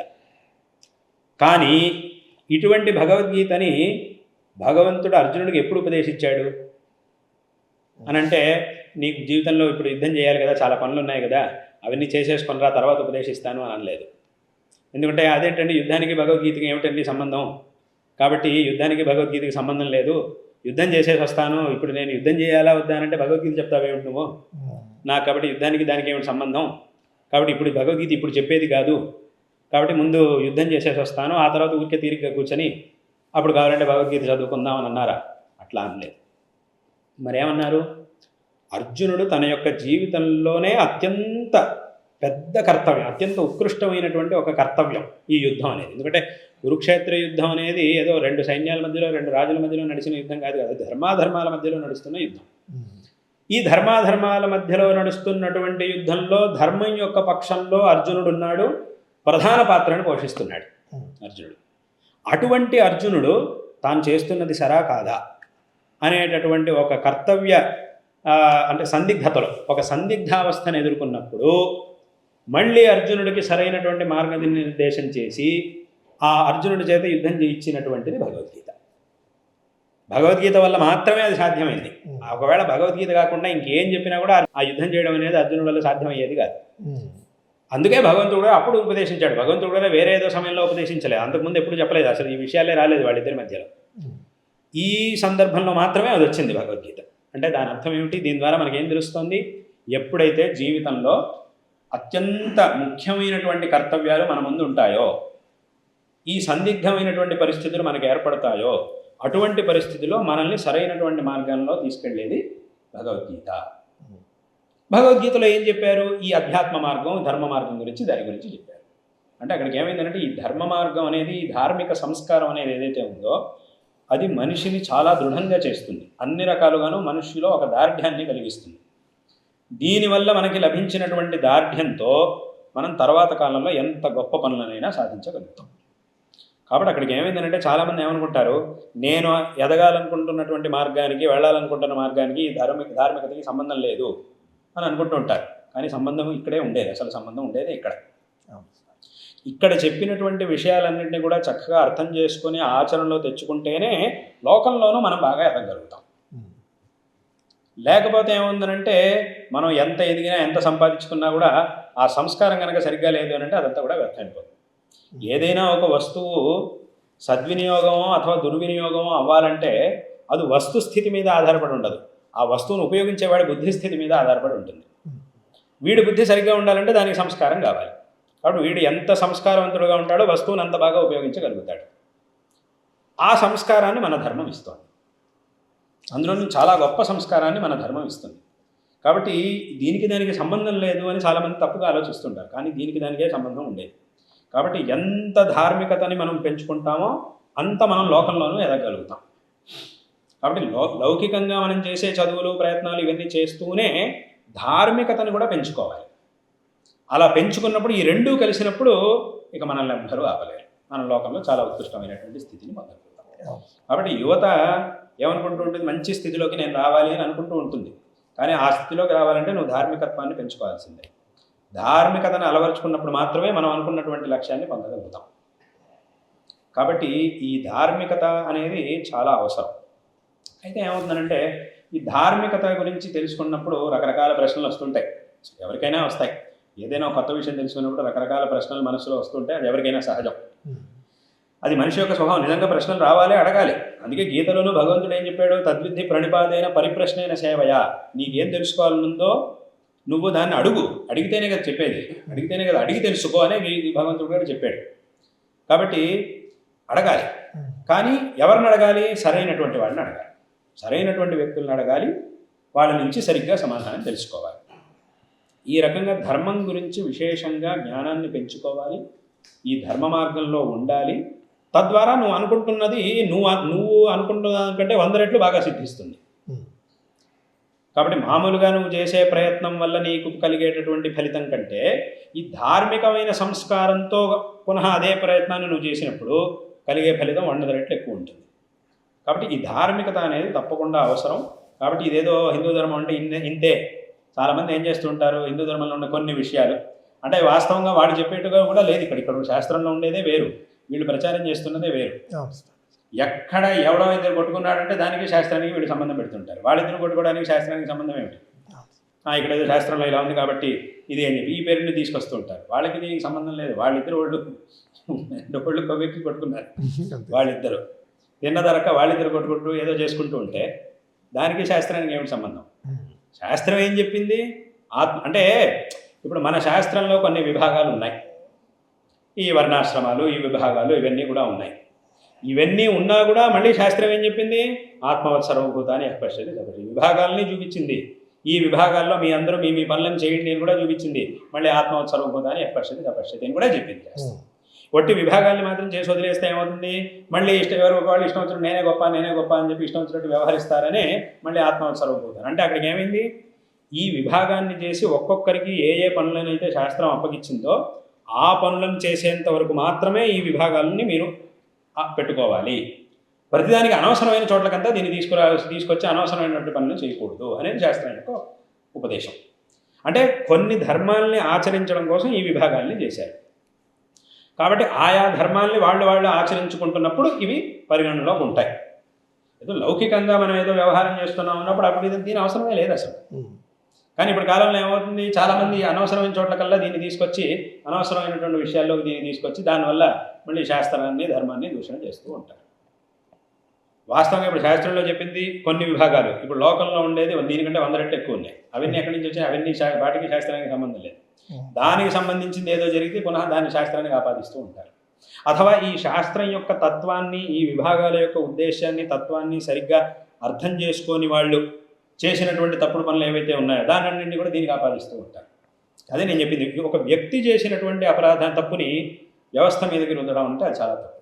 లోకల్లో ఏదో ఒక పోలీస్ ఆఫీసర్ ఉన్నాడు, ఆయన ఏదో ఒక తప్పు చేశాడు. ఉన్నారు కదా తప్పులు చేసేవాళ్ళు పోలీస్ ఆఫీసర్లు ఉన్నారు, కాదనడానికి వీల్లేదు. చాలా మంచి సరైనటువంటి వాళ్ళు ఉన్నారు, తప్పులు చేసేవాళ్ళు కూడా కొంతమంది ఉండనే ఉన్నారు. ఇప్పుడు ఎవరో ఒక ఆయన తప్పు చేసాడు అనగానే అసలు ఈ పోలీస్ డిపార్ట్మెంటే తప్పు, దీన్నే తీసేయాలి, దీన్ని నాశనం చేసేయాలి అని అంటే ఎలా కుదురుతుంది? ఆ ఒక వ్యక్తి తప్పు చేశాడు, వ్యక్తి తప్పు ఎందుకు చేస్తాడు? ఈ కామక్రోధాలతో తప్పు చేస్తాడు, అహంకారం కామం క్రోధం వీటితో తప్పు చేస్తాడు. కాబట్టి ఇక్కడ ఈ కొన్ని విషయాలు వీటన్నింటినీ కూడా పెట్టుకొని ఏమిటేమిటో చేస్తుంటారు వీళ్ళంతా, రకరకాలుగా ఈ ధర్మాన్ని దూషణ చేస్తుంటారు. కానీ అందుకే నేను చెప్పేది ఏంటంటే సరిగ్గా తెలుసుకోండి, ధర్మం యొక్క తత్వం ఏమిటి, అసలు ఎందుకు ఇది ఉంది, దీని యొక్క అర్థం ఏమిటి అనేది సరిగ్గా తెలుసుకోండి. ఊరికే ఎవరెవరో చెప్పిన దాన్ని అనవసరంగా ఏదేదో వినకండి అని నేను చెప్తూ ఉంటాను. ఎందుకంటే ఇప్పుడు ప్రమాదం ఎలా ఉంది దేశంలో అనంటే ఆస్తికులు నాస్తికులు, ఈ ఆస్తికులు నాస్తికులకి చర్చలు వివాదాలు అది మొదటి నుంచి అలాగే ఉండనే ఉంది. దీంతోపాటు ఆస్తికులు అని చెప్పుకునేవాళ్ళు, నాస్తికులు అని చెప్పుకునేవాళ్ళు వాళ్ళు కూడా ఉన్నారు. నిజమైన ఆస్తికులు నిజమైన నాస్తికులు ఉన్నారు. ఆస్తికులని చెప్పుకునే వాళ్ళు ఉన్నారు, నాస్తికులని చెప్పుకునే వాళ్ళు కూడా ఉన్నారు. అంటే ఏమిటి తేడా? నిజమైనటువంటి ఆస్తికుడు అంటే ఎవరు అనంటే ఎవరైతే శాస్త్రములు చెప్పినటువంటి దాన్ని శ్రద్ధగా ఆచరణ చేస్తాడో వాడు నిజమైనటువంటి ఆస్తికుడు. ఎవరైతే శాస్త్రముల్ని వీటన్నిటినీ వదిలేసి ఈ ధర్మం పేరుతో వాళ్ళు ఇష్టం వచ్చినటువంటి శాస్త్ర ప్రమాణం ఏమీ లేకుండా ఈ ధర్మం పేరుతో వాళ్ళు ఇష్టం వచ్చినటువంటి వాటన్నింటినీ కూడా చేస్తూ ఉంటారో వాళ్ళు ఆస్తికులు అని పేరు పెట్టుకున్న వాళ్ళు. వీళ్ళిద్దరిలో చాలా తేడా ఉంది. అలాంటివి చాలా ఉన్నాయి ఇప్పుడు లోకంలో ఆస్తిక్యం అనే పేరుతో, ధర్మం అనే పేరుతో ఏవేవో జరుగుతాయి. ఎందుకంటే ధర్మం అనే పేరు పెడితేనే వీళ్ళు జనాలను ఆకర్షించగలుగుతారు కాబట్టి ధర్మం అనేటటువంటి పేరుతో ఏమిటేమిటో చేస్తూ ఉంటారు. వాస్తవంగా దానికి శాస్త్రానికి సంబంధం లేదు. అసలు ఇది ఎక్కడి నుంచి వచ్చింది, దీనికి ఏమిటి ప్రమాణం అంటే ఏమీ ఉండదు. ఇలా చేసేటటువంటి వాళ్ళు చాలామంది ఉన్నారు. వాళ్ళ వల్ల చాలాసార్లు మనకి చెడ్డ పేరు కూడా వచ్చింది. నిజంగా ఆస్తికులు ఎవరైతే ఉన్నారో వాళ్ళందరికీ చెడ్డ పేరు కూడా చాలాసార్లు వచ్చింది. అది అందరికీ అనుభవంలో ఉన్నటువంటి విషయం. కాబట్టి అటువంటి వాళ్ళ నుంచి జాగ్రత్తగా ఉండాలి. ఇంకోటి ఏమిటంటే నాస్తికులని పేరు పెట్టుకునే వాళ్ళు. ఇప్పుడు వీళ్ళిద్దరిలో ఎలా తేడా, ఏమిటి తేడా అనంటే ఇప్పుడు నిజమైనటువంటి నాస్తికుడు ఎవరైతే ఉన్నాడో ఆ నాస్తికుడికి మన ధర్మంలోనూ ఒక స్థానం ఉండనే ఉంది. నాస్తిక దర్శనాలు ఉన్నాయిగా మన ధర్మంలోనూ. మనం దర్శనాల గురించి చెప్పేటప్పుడే మనం ఏం చెప్తాం? దర్శనాలు రెండు రకాలు, ఆస్తిక దర్శనాలు, నాస్తిక దర్శనాలు. ఆస్తిక దర్శనాలు అంటే చార్వాకం ఇత్యాది దర్శనాలు, నాస్తిక దర్శనాలు అంటే చార్వాకాది దర్శనాలు. ఆస్తిక దర్శనాలు అంటే ఈ వైశేషికాది దర్శనాలు అని మనం చెప్తున్నాం. విద్యారణ్య స్వామి వారు రాసిన సర్వదర్శన సంగ్రహంలో అది మొదలైందే చార్వాక దర్శనం నుంచి. అన్ని దర్శనాలని చూపించారు. దాంట్లో మొట్టమొదటి ప్రారంభమయ్యేదే చార్వాక దర్శనం నుంచి. కాబట్టి అక్కడికి ఏమైందంటే చార్వాకుడు కూడా నాస్తికుడు కూడా ఒక స్థానం ఇచ్చాం మనం. కానీ నిజమైన నాస్తికుడు అంటే ఏమిటి అర్థం? దాని అర్థం ఏంటంటే నిజమైన నాస్తికుడు ఎలా ఉంటాడు అని అంటే, నిజమైన నాస్తికుడు ఒక సిద్ధాంతాన్ని నమ్మాడు, ఆ సిద్ధాంతాన్ని అనుసరిస్తూ ఉంటాడు. తాను నమ్మినటువంటి సిద్ధాంతానికి విరుద్ధంగా ఎక్కడ ఏం కనబడినా కూడా వెంటనే దాని మీద గొంతెత్తుతాడు, ప్రశ్నిస్తాడు. ఇది నిజమైనటువంటి నాస్తికుడికి ఉండాల్సిన లక్షణం.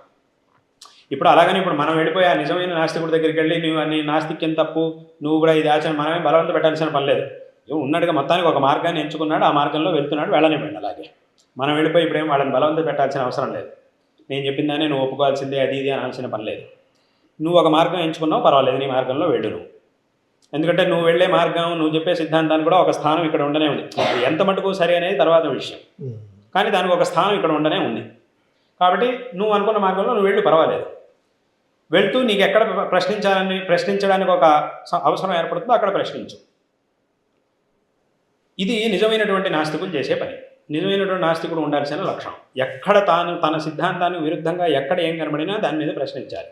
ఇది నిజమైనటువంటి నాస్తికుడు ఉండే లక్షణం. ఈ నాస్తికులు అనే పేరున్న వాళ్ళు ఏం చేస్తారంటే కేవలం హిందూ ధర్మాన్ని మాత్రమే ప్రశ్నిస్తారు. హిందూ ధర్మంలో ఉండేటటువంటి విషయాల్ని మాత్రమే తీసుకొని వాటిని తలకిందులు చేసి జనాలకి ఏమిటేమిటో చెప్తూ ఉంటారు. ఇది నాస్తికులు అని పేరు పెట్టుకుని వాళ్ళు చేసే పని. అంటే నాస్తిక్యం ముసుగులో వాళ్ళు చేసేటటువంటి పని. నిజంగా ఆక్షేపార్హమైనటువంటి విషయాలు ఎన్నో ఉన్నాయి ప్రపంచంలో. ఇక్కడ హిందూ ధర్మంలో ఆక్షేపార్హం కాకపోయినా కూడా దాన్ని ఆక్షేపార్హంగా చిత్రీకరించి ఇంత ఆక్షేపణ చేస్తున్నారు. వేరే చోట్ల ఆక్షేపార్హమైనటువంటి విషయాలు ఎన్నో ఉన్నాయి, కానీ దాని గురించి మాత్రం మాట్లాడట్లేదు. స్పష్టంగా మనకు తెలుస్తుంది దీని వెనకాల ఏమిటి ఉద్దేశం అని మనకు స్పష్టంగా తెలుస్తుంది. ఇప్పుడేవో పండుగలు వచ్చినాయి అనుకోండి, మన వాళ్ళంతా చక్కగా శ్రద్ధగా ఆచరించుకునే పండుగలు వచ్చాయి రాగానే వీళ్ళది మొదలవుతుంది. పండుగలు వచ్చి ఏదో పండుగ వచ్చిన దగ్గరికి వస్తుందనగానే వీళ్ళంతా ప్రత్యక్షం అవుతారు. దీని గురించి ఏమిటో ఆక్షేపణ చేయడం ఏమిటో చేస్తారు. పండుగ పూర్తయిపోయింది, మళ్ళీ కనపడడం. మళ్ళీ వచ్చే సంవత్సరం మళ్ళీ ఆ పండుగ వస్తుందనగానే మళ్ళీ వాళ్ళంతా వాళ్ళే ప్రత్యక్షం అయిపోతారు. అదే విషయం కింద సంవత్సరం ఏం మాట్లాడారో ఏమిటైతే మాట్లాడారో దాన్నే మళ్ళీ మాట్లాడుతూ ఉంటారు. దానికి అంతా సమాధానం మన వాళ్ళంతా సమాధానాలు చెప్తారు. చెప్పినా కూడా వాళ్ళ సమాధానాలు తీసుకోవడానికి రాలేదు. వాళ్ళు నిజంగా సమాధానాలు ఒప్పుకోవడానికి వచ్చిన వాళ్ళు కాదు. వాళ్ళకి ఇంతే పని, ఆక్షేపణ చేయడం, వెళ్ళడం, ఎంత వీలైతే అంతమంది జనాల బుద్ధిని చెడగొట్టడం, ఇది వాళ్ళు చేసేటటువంటి పని. విషయాలు ఏవయ్యా అంటే అదే విషయం. మీ కింద సంవత్సరం ఇన్నేళ్ళ నుంచి అదే చెప్పుకుంటూ వస్తున్నారు, దానికి మనం సమాధానం చెప్పుకుంటూనే వస్తున్నాం. అదంతా కూడా జరుగుతూనే ఉంది. గ్రహణాలు వచ్చినప్పుడు కూడా వస్తుంది. ఈ గ్రహణాలు వచ్చినప్పుడు ఇలాంటప్పుడు అంతా అదే విషయాలు, వాళ్ళు చెప్పేది అదే విషయం, మనం అదే సమాధానం చెప్పాలి, అయిపోతుంది, అక్కడికి అయిపోయింది. ఇప్పుడు అది ఇప్పుడు పోనీ వీళ్ళు వచ్చారు, చర్చ చేశారు, ఏమి నిర్ణయం అయింది అది లేదు. ఏం నిర్ణయం అయింది అది లేదు. వాళ్ళు చెప్పేది వాళ్ళు చెప్పేది వాళ్ళు చెప్తూనే ఉంటారు, మనం చెప్పేది వాళ్ళు ఒప్పుకోరు, వాళ్ళు చెప్పేది మనం ఒప్పుకోలేము. మనకున్న ఎందుకంటే మన దృష్టి మన ప్రమాణాలు ఇవే వేరు కదా. కాబట్టి దీని ప్రకారం ఆలోచించేటటువంటి వాళ్ళం కాబట్టి మనం వాళ్ళు చెప్పిన దాన్ని ఒప్పుకోవడం అనేది సాధ్యం కాదు. వాళ్ళేమో దీన్ని ఒప్పుకోవడానికి తయారుగా లేరు. కాసేపు ఏదో గొడవ చేయడం అయిపోయింది, అక్కడికి అయింది. ఈ సంవత్సరానికి అయింది. మళ్ళీ ఇట్లా వచ్చేస్తూనే ఉంటారు. వీళ్ళంతా ఎవరు అంటే నాస్తిక్యం అనే పేరు పెట్టుకున్న వాళ్ళు. అరే ఎన్నో చోట్ల అన్యాయాలు జరుగుతున్నాయి, ఎంత అన్యాయాలు జరుగుతున్నాయి. ఈ మతాల పేరుతో ఎన్నెన్ని అన్యాయాలు ప్రపంచంలో జరుగుతున్నాయి. అసలు అక్కడెక్కడ వీళ్ళంతా ఎక్కడున్నారు, వీళ్ళని మనమే వెతకాలి. ఎక్కడున్నారు వీళ్ళు అనేది మనకు తెలియదు. ఎంత వెతికినా కూడా కనబడరు వీళ్ళు. ఏదో జరిగిందని కానీ వాళ్ళందరూ వాళ్ళే పరిగెత్తుకొచ్చేస్తారు. వీళ్ళంతా ఎవరు అంటే నాస్తిక్యం అనే పేరు పెట్టుకున్న వాళ్ళు, నాస్తికులు అనే పేరు పెట్టుకున్న వాళ్ళు. ఇటువంటి వాళ్ళ నుంచి జాగ్రత్తగా ఉండాలి. ఇటువంటి వాళ్ళు చాలామంది ఉన్నారు లోకంలో. కాబట్టి నిజమైనటువంటి నాస్తి కూడా తప్పకుండా గౌరవించండి. వాళ్ళు కూడా ఒకంత గౌరవం ఉండనే ఉంది. చెప్పానుగా మన ధర్మంలోనే ఒక స్థానం ఉంది కదా, మన సిద్ధాంతంలోనే చార్వాక దర్శనం వాటన్నిటి కూడా ఒక్కొక్క స్థానం ఉన్నది. కాబట్టి ఒకంత గౌరవం వాళ్ళకు ఉండనే ఉంది. ఎందుకంటే వాళ్ళు మనం చెప్పేది ఆచరణ చేయకపోయినా కూడా వాళ్ళు ఒక సిద్ధాంతం అని నమ్మారు, ఒక తీర్మానంలో ఉన్నారు, దాని ప్రకారం వాళ్ళు వెళ్తున్నారు. ఎక్కడ ఆక్షేపార్హమైన విషయాలనే అక్కడ ఆక్షేపణ చేసుకోనివ్వండి. మనకేం దానిలో ఆక్షేపణ లేదు, అది వేరే విషయం. కాబట్టి సరైనటువంటి అదే ఇదంతా ఎందుకు చెప్పొచ్చానంటే సరైనటువంటి వాళ్ళ నుంచి తెలుసుకోవాలి. సరైనటువంటి వ్యక్తుల నుంచి నిజంగా ఎవరికైతే తెలుసో వాళ్ళ నుంచి మనం తెలుసుకోవాలి. అంతే తప్ప ఈ ధార్మికత అనే పేరు పెట్టుకున్న వాళ్ళ నుంచి కాదు. ఇది ఎంత మటుకు వెళ్ళిందంటే ఈ ధర్మం అనే పేరు పెడితేనే, ఈ ఆచరణల యొక్క ముసుగుని వేస్తేనే అందరూ కూడా వస్తారు అనేటటువంటి ఉద్దేశంలో ఇది ఎంత మటుకు పోయిందంటే ఇప్పుడు వేరే మతాల వాళ్ళంతా హారతులు అభిషేకాలు మొదలెట్టారు. ఇప్పుడు హారతులు అభిషేకాలు అర్చనలు అన్నీ మొదలెట్టారు. ఎక్కడున్నాయి అసలు? వాళ్ళ మతంలో ఎక్కడుంది ఇదంతా? వాళ్ళ మతంలో దానికి సంబంధమే లేదు. ఎందుకు ఇలాగా ఉత్సవాలు, రథోత్సవాలు, హారతులు, అష్టోత్తరాలు ఇవన్నీ ఎక్కడి నుంచి వచ్చాయి? అసలు వాళ్ళ మతం వాళ్ళకి వీళ్ళంతా ఇదంతా చేస్తున్నారని వాళ్ళకి తెలుసో లేదో మరి. తెలిస్తే వాళ్ళు ఏమంటారో మరి. ఇదంతా ఇంత అన్యాయం జరుగుతుంది. ఎందుకంటే జనాలను ఆకర్షించడం. కాబట్టి ఇలాంటి వాటి నుంచి ఇలాంటివి ఇప్పటి కాలంలో ఇంకా విపరీతంగా పెరిగిపోయాయి. కాబట్టి ఇటువంటి వాటి నుంచి యువతందరూ కూడా చక్కగా దూరంగా ఉండాలి. ఎటువంటి దురభ్యాసాలని చేసుకోకుండా చెడు అలవాట్లను వదిలిపెట్టాలి. మన పరంపర అనేది ఏదైతే ఉందో దీని మీద చక్కగా గౌరవం పెట్టుకోవాలి. చక్కగా గౌరవంగా దీన్ని తెలుసుకోవాలి. దీని యొక్క గొప్పతనాన్ని తెలుసుకోవాలి. అదేవిధంగా తల్లిదండ్రులు, గురువుల యొక్క విషయంలో ఎంతో గౌరవంతో ఉండాలి అనేటటువంటి విషయాన్ని యువత అందరూ కూడా చక్కగా తెలుసుకోవాలి. అదే రకంగా అంటే యథావత దీని మొత్తాన్ని మనం సంక్షేపంగా చెప్పాలంటే 3 పనులను అందరూ చేయాలి. ఏమిటంటే, 1 కుటుంబానికి సంబంధించినటువంటి పనులు, 2వది సమాజానికి సంబంధించినటువంటి పనులు, 3వది వైయక్తికమైనటువంటి పనులు. అంటే ఒక కుటుంబానికి సంబంధించినటువంటి పనులు అంటే దాని అర్థం ఏమిటి? ఎందుకంటే ఈ కుటుంబ వ్యవస్థ అనేది మన సనాతన ధర్మంలో చాలా ముఖ్యమైనటువంటిది. ఇటువంటి కుటుంబ వ్యవస్థ ప్రపంచంలో ఇంకెక్కడా మనకు కనబడదు. అక్కడంతా కుటుంబాలు వాళ్ళు ఇష్టం వచ్చినట్టు ఏమిటో చేస్తుంటారు. ఇక్కడ లాగా ఒక దృఢమైనటువంటి కుటుంబ వ్యవస్థ అనేది మన ధర్మంలో ఉంది. దానివల్లే అది మన ధర్మాన్ని బలపరచడంలో దానికి కూడా ఒక ముఖ్యమైనటువంటి పాత్ర ఉంది. కాబట్టి ఏ కుటుంబంలో ఏ వంశంలో అయితే ఏ పరంపరలో అయితే మనం జన్మించామో ఆ కుటుంబం యొక్క ఒక వ్యక్తిగా మనకి కొన్ని కర్తవ్యాలు ఉంటాయి. ఒక కుటుంబంలో తల్లికి తండ్రికి అందరికీ ఒక్కొక్క కర్తవ్యాలు ఉంటాయి. వాళ్ళందరూ వాళ్ళ పని చేసినప్పుడు కుటుంబం చక్కగా ఉంటుంది, ఒక చక్కటి కుటుంబంగా ఉంటుంది. కాబట్టి ఒక కుటుంబంలో ఒక వ్యక్తిగా మనం చేయవలసినటువంటి కర్తవ్యాలు ఏవైతే ఉన్నాయో వాటిని చక్కగా చెయ్యాలి. కుటుంబంలో ఇంట్లో ఉన్నటువంటి వాళ్ళందరితో చక్కగా ఉండడం, అందరినీ చక్కగా చూసుకోవడం, వాళ్ళకి ఏదైనా ఇబ్బంది వస్తే చక్కగా ముందు దానికి కావాల్సినటువంటిది చేయడం, ఇంటి యొక్క చక్కటి వాతావరణాన్ని కాపాడుకోవడానికి ఏం చేయాలో అదంతా కూడా చేయడం, అందరితో పరస్పరం ప్రేమగా ఉండడం, అదంతా కూడా ఇది మొదటిది. ఇక రెండోది ఏమిటంటే సమాజం. ఏ సమాజంలో అయితే మనం ఉన్నామో ఆ సమాజం యొక్క ఒక వ్యక్తిగా ఆ సమాజం మంచి స్థితిలో ఉండడానికి మనం ఏం చేయాలో అదంతా కూడా చెయ్యాలి. సమాజంలో ఏ విధమైనటువంటి చెడు విషయాలన్నీ రాకుండా ఉండేట్టుగా మనం అయినంత వరకు కాస్త జాగృతం చేయడం, మంచి మంచి విషయాల్ని మనం ఏంటంటే మన ఇంట్లో ఈ పనులన్నీ చేస్తే అది కుటుంబానికి సంబంధించింది, ఇదే పనులని సమాజంలోకి చేస్తే అదే సామాజికం. కాబట్టి ఒక మంచి సమాజ నిర్మాణానికి చేయవలసినటువంటి పనులు ఏవైతే ఉన్నాయో అవి చేయడం. ఇంకా ఆత్మోద్ధారం, వైయక్తికం. మనకి మనుష్య జన్మ అనేది లభించింది, ఈ జన్మని సార్థకపరచుకోవడానికి, అంటే మనం ఒక మంచి స్థితికి రావడానికి, అంటే ఇప్పుడు చక్కగా విద్యాభ్యాసం చేయడం, చక్కటి అలవాట్లను చేసుకోవడం, మంచి మంచి గుణాలను పెంచుకోవడం, అందరూ మనల్ని చక్కగా గౌరవించేట్టుగా ప్రవర్తించడం, ఇదంతా కూడా వైయక్తికంగా మనం అలవాటు చేసుకోవాల్సినటువంటి విషయాలు. చక్కగా విద్యాభ్యాసం చేయాలి, చక్కగా చదువుకోవాలి, చక్కగా పని చేయాలి, ఇవన్నీ కూడా చేసి ఒక మంచి స్థానంలో అందరూ కూడా మనల్ని గౌరవించేటటువంటి స్థితికి ఎదగడం. ఇది మూడో పని. ఈ 3 పనులను చేయాలి. ఇక్కడ మళ్ళీ ఈ మూడిట్లోనూ మళ్ళీ ఒక్కొక్కటి 2 రకాలు. మొట్టమొదటిది ఏదైతే ఉందో అది మళ్ళీ 2 రకాలు. మొదటిది ఎలాగో ఇప్పుడు చెప్పడం. రెండోది ఏమిటి అని అంటే ధార్మికత. ఏ కుటుంబంలో అయితే మనం జన్మించామో ఆ కుటుంబం యొక్క ఒక వ్యక్తిగా ఆ కుటుంబం యొక్క హితం కోసం మనం చేయవలసినటువంటివి పనులు, అవి లౌకికమైనటువంటి పనులే ఉండొచ్చు. అది ఒకటైతే, ఇంకోటి ఏంటంటే ఒక్కొక్క పరివారంలోనూ వెనకటి నుంచి వచ్చినటువంటి ధార్మికమైన ఆచరణలు ఉంటాయి. ఆ ఆచారాలని వాటన్నిటిని కూడా చేయడం, ఆ ఆచారాలని వాటన్నిటిని కూడా చక్కగా ఆచరణ చేయడం, ఇది ధర్మానికి సంబంధించినటువంటి విషయం. అది కూడా అందరూ చేయాలి. అదేవిధంగా సమాజంలోనూ అంతే. సమాజంలో ఒక ధార్మికత అనేది చక్కగా ఎప్పుడు కూడా స్థిరంగా ఉండేట్టుగా జాగృతం చేయడం. ఇప్పుడు మంచి సమాజం నిర్మాణం చేయడానికి ఏం చేయాలో అది కూడా చేయాలి. అలాగే సమాజంలో ధార్మికతని పెంపొందించడానికి చేయవలసినటువంటి పనులను కూడా చేయాలి. ఒక ధార్మికమైన సమాజం నిర్మించాలి, ఒక ఉత్తమమైనటువంటి సమాజం, అందులోనూ ధార్మికమైనటువంటి సమాజాన్ని నిర్మించాలి. దానికోసం ఏం చేయాల్సింది ఉందో దాన్ని కూడా తప్పకుండా చేయాలి. అలాగే మూడవది ధార్మికమైన ఆచరణ, వైయక్తికమైన ఆత్మోద్ధారం కోసం ధార్మికంగా చేయవలసినటువంటి అనుష్ఠానాలు, సాధనలు, ఇవన్నీ కూడా అధ్యయనం, అనుష్ఠానం, ఇవన్నీ కూడా మన యొక్క ఆత్మోద్ధారం కోసం. ఎలాగైతే మనం లౌకిక విద్యాభ్యాసం, సంపాదన అవన్నీ ఎలాగైతే చేస్తున్నామో అదేవిధంగా ధార్మికంగా కూడా చేయవలసినటువంటి అధ్యయనాలు, అనుష్ఠానాలు, వీటన్నిటిని ఆత్మోద్ధారం కోసం ఎవరికి వాళ్ళు చేసుకోవాల్సిన అనుష్ఠానాలు కొన్ని ఉంటాయి. ఇప్పుడు ఇంట్లో అందరూ కలిసి చేసే పండగలు, ఆచరణలు, పూజలు అవి వేరే ఉంటాయి. అది కాకుండా ఒక్కొక్కళ్ళు వాళ్ళు ధార్మికంగా చేసుకోవాల్సినటువంటి అనుష్ఠానాలు కొన్ని ఉంటాయి. అందులో ఒకళ్ళు ఎక్కువ చేయొచ్చు, ఒకళ్ళు తక్కువ చేయొచ్చు. అంటే తక్కువ చేయగలుగుతారు. ఇంట్లో ఏదో ఆరాధన అని అనుకోండి, ఏదో పండగ వచ్చింది ఆరాధన చేయాలి అంటే అది అందరూ కలిసి చేసేస్తారు, అయిపోతుంది. అది కాకుండా ఆ ఇంట్లో ఒక వ్యక్తి ఎక్కువ అనుష్ఠానం చేయగలిగే సామర్థ్యం కలిగి ఉన్నవాడు అయి ఉంటాడు. అప్పుడు అటువంటి వ్యక్తి ఇంకా అయినంత వరకు ఎంత సాధ్యమో అంత చక్కగా అనుష్ఠానాదులు వీటన్నిటిని కూడా చేయడం అనేది మూడో పని. కాబట్టి ఈ విధంగా ఈ కౌటుంబికమైనటువంటి పనులు, సామాజికమైనటువంటి పనులు, వైయక్తికమైనటువంటి పనులు, ఈ 3 రకాల పనులు, అందులోనూ ఒక్కొక్కటి మళ్ళీ లౌకికం, ధార్మికం అని 2 రకాలు. వీటన్నిటిని కూడా చక్కగా మనం ప్రతిరోజు దీనికి ఒక సమయాన్ని కేటాయించి తప్పకుండా చేసాము అని అంటే తద్వారా అంతా కూడా మంచిది జరుగుతుంది.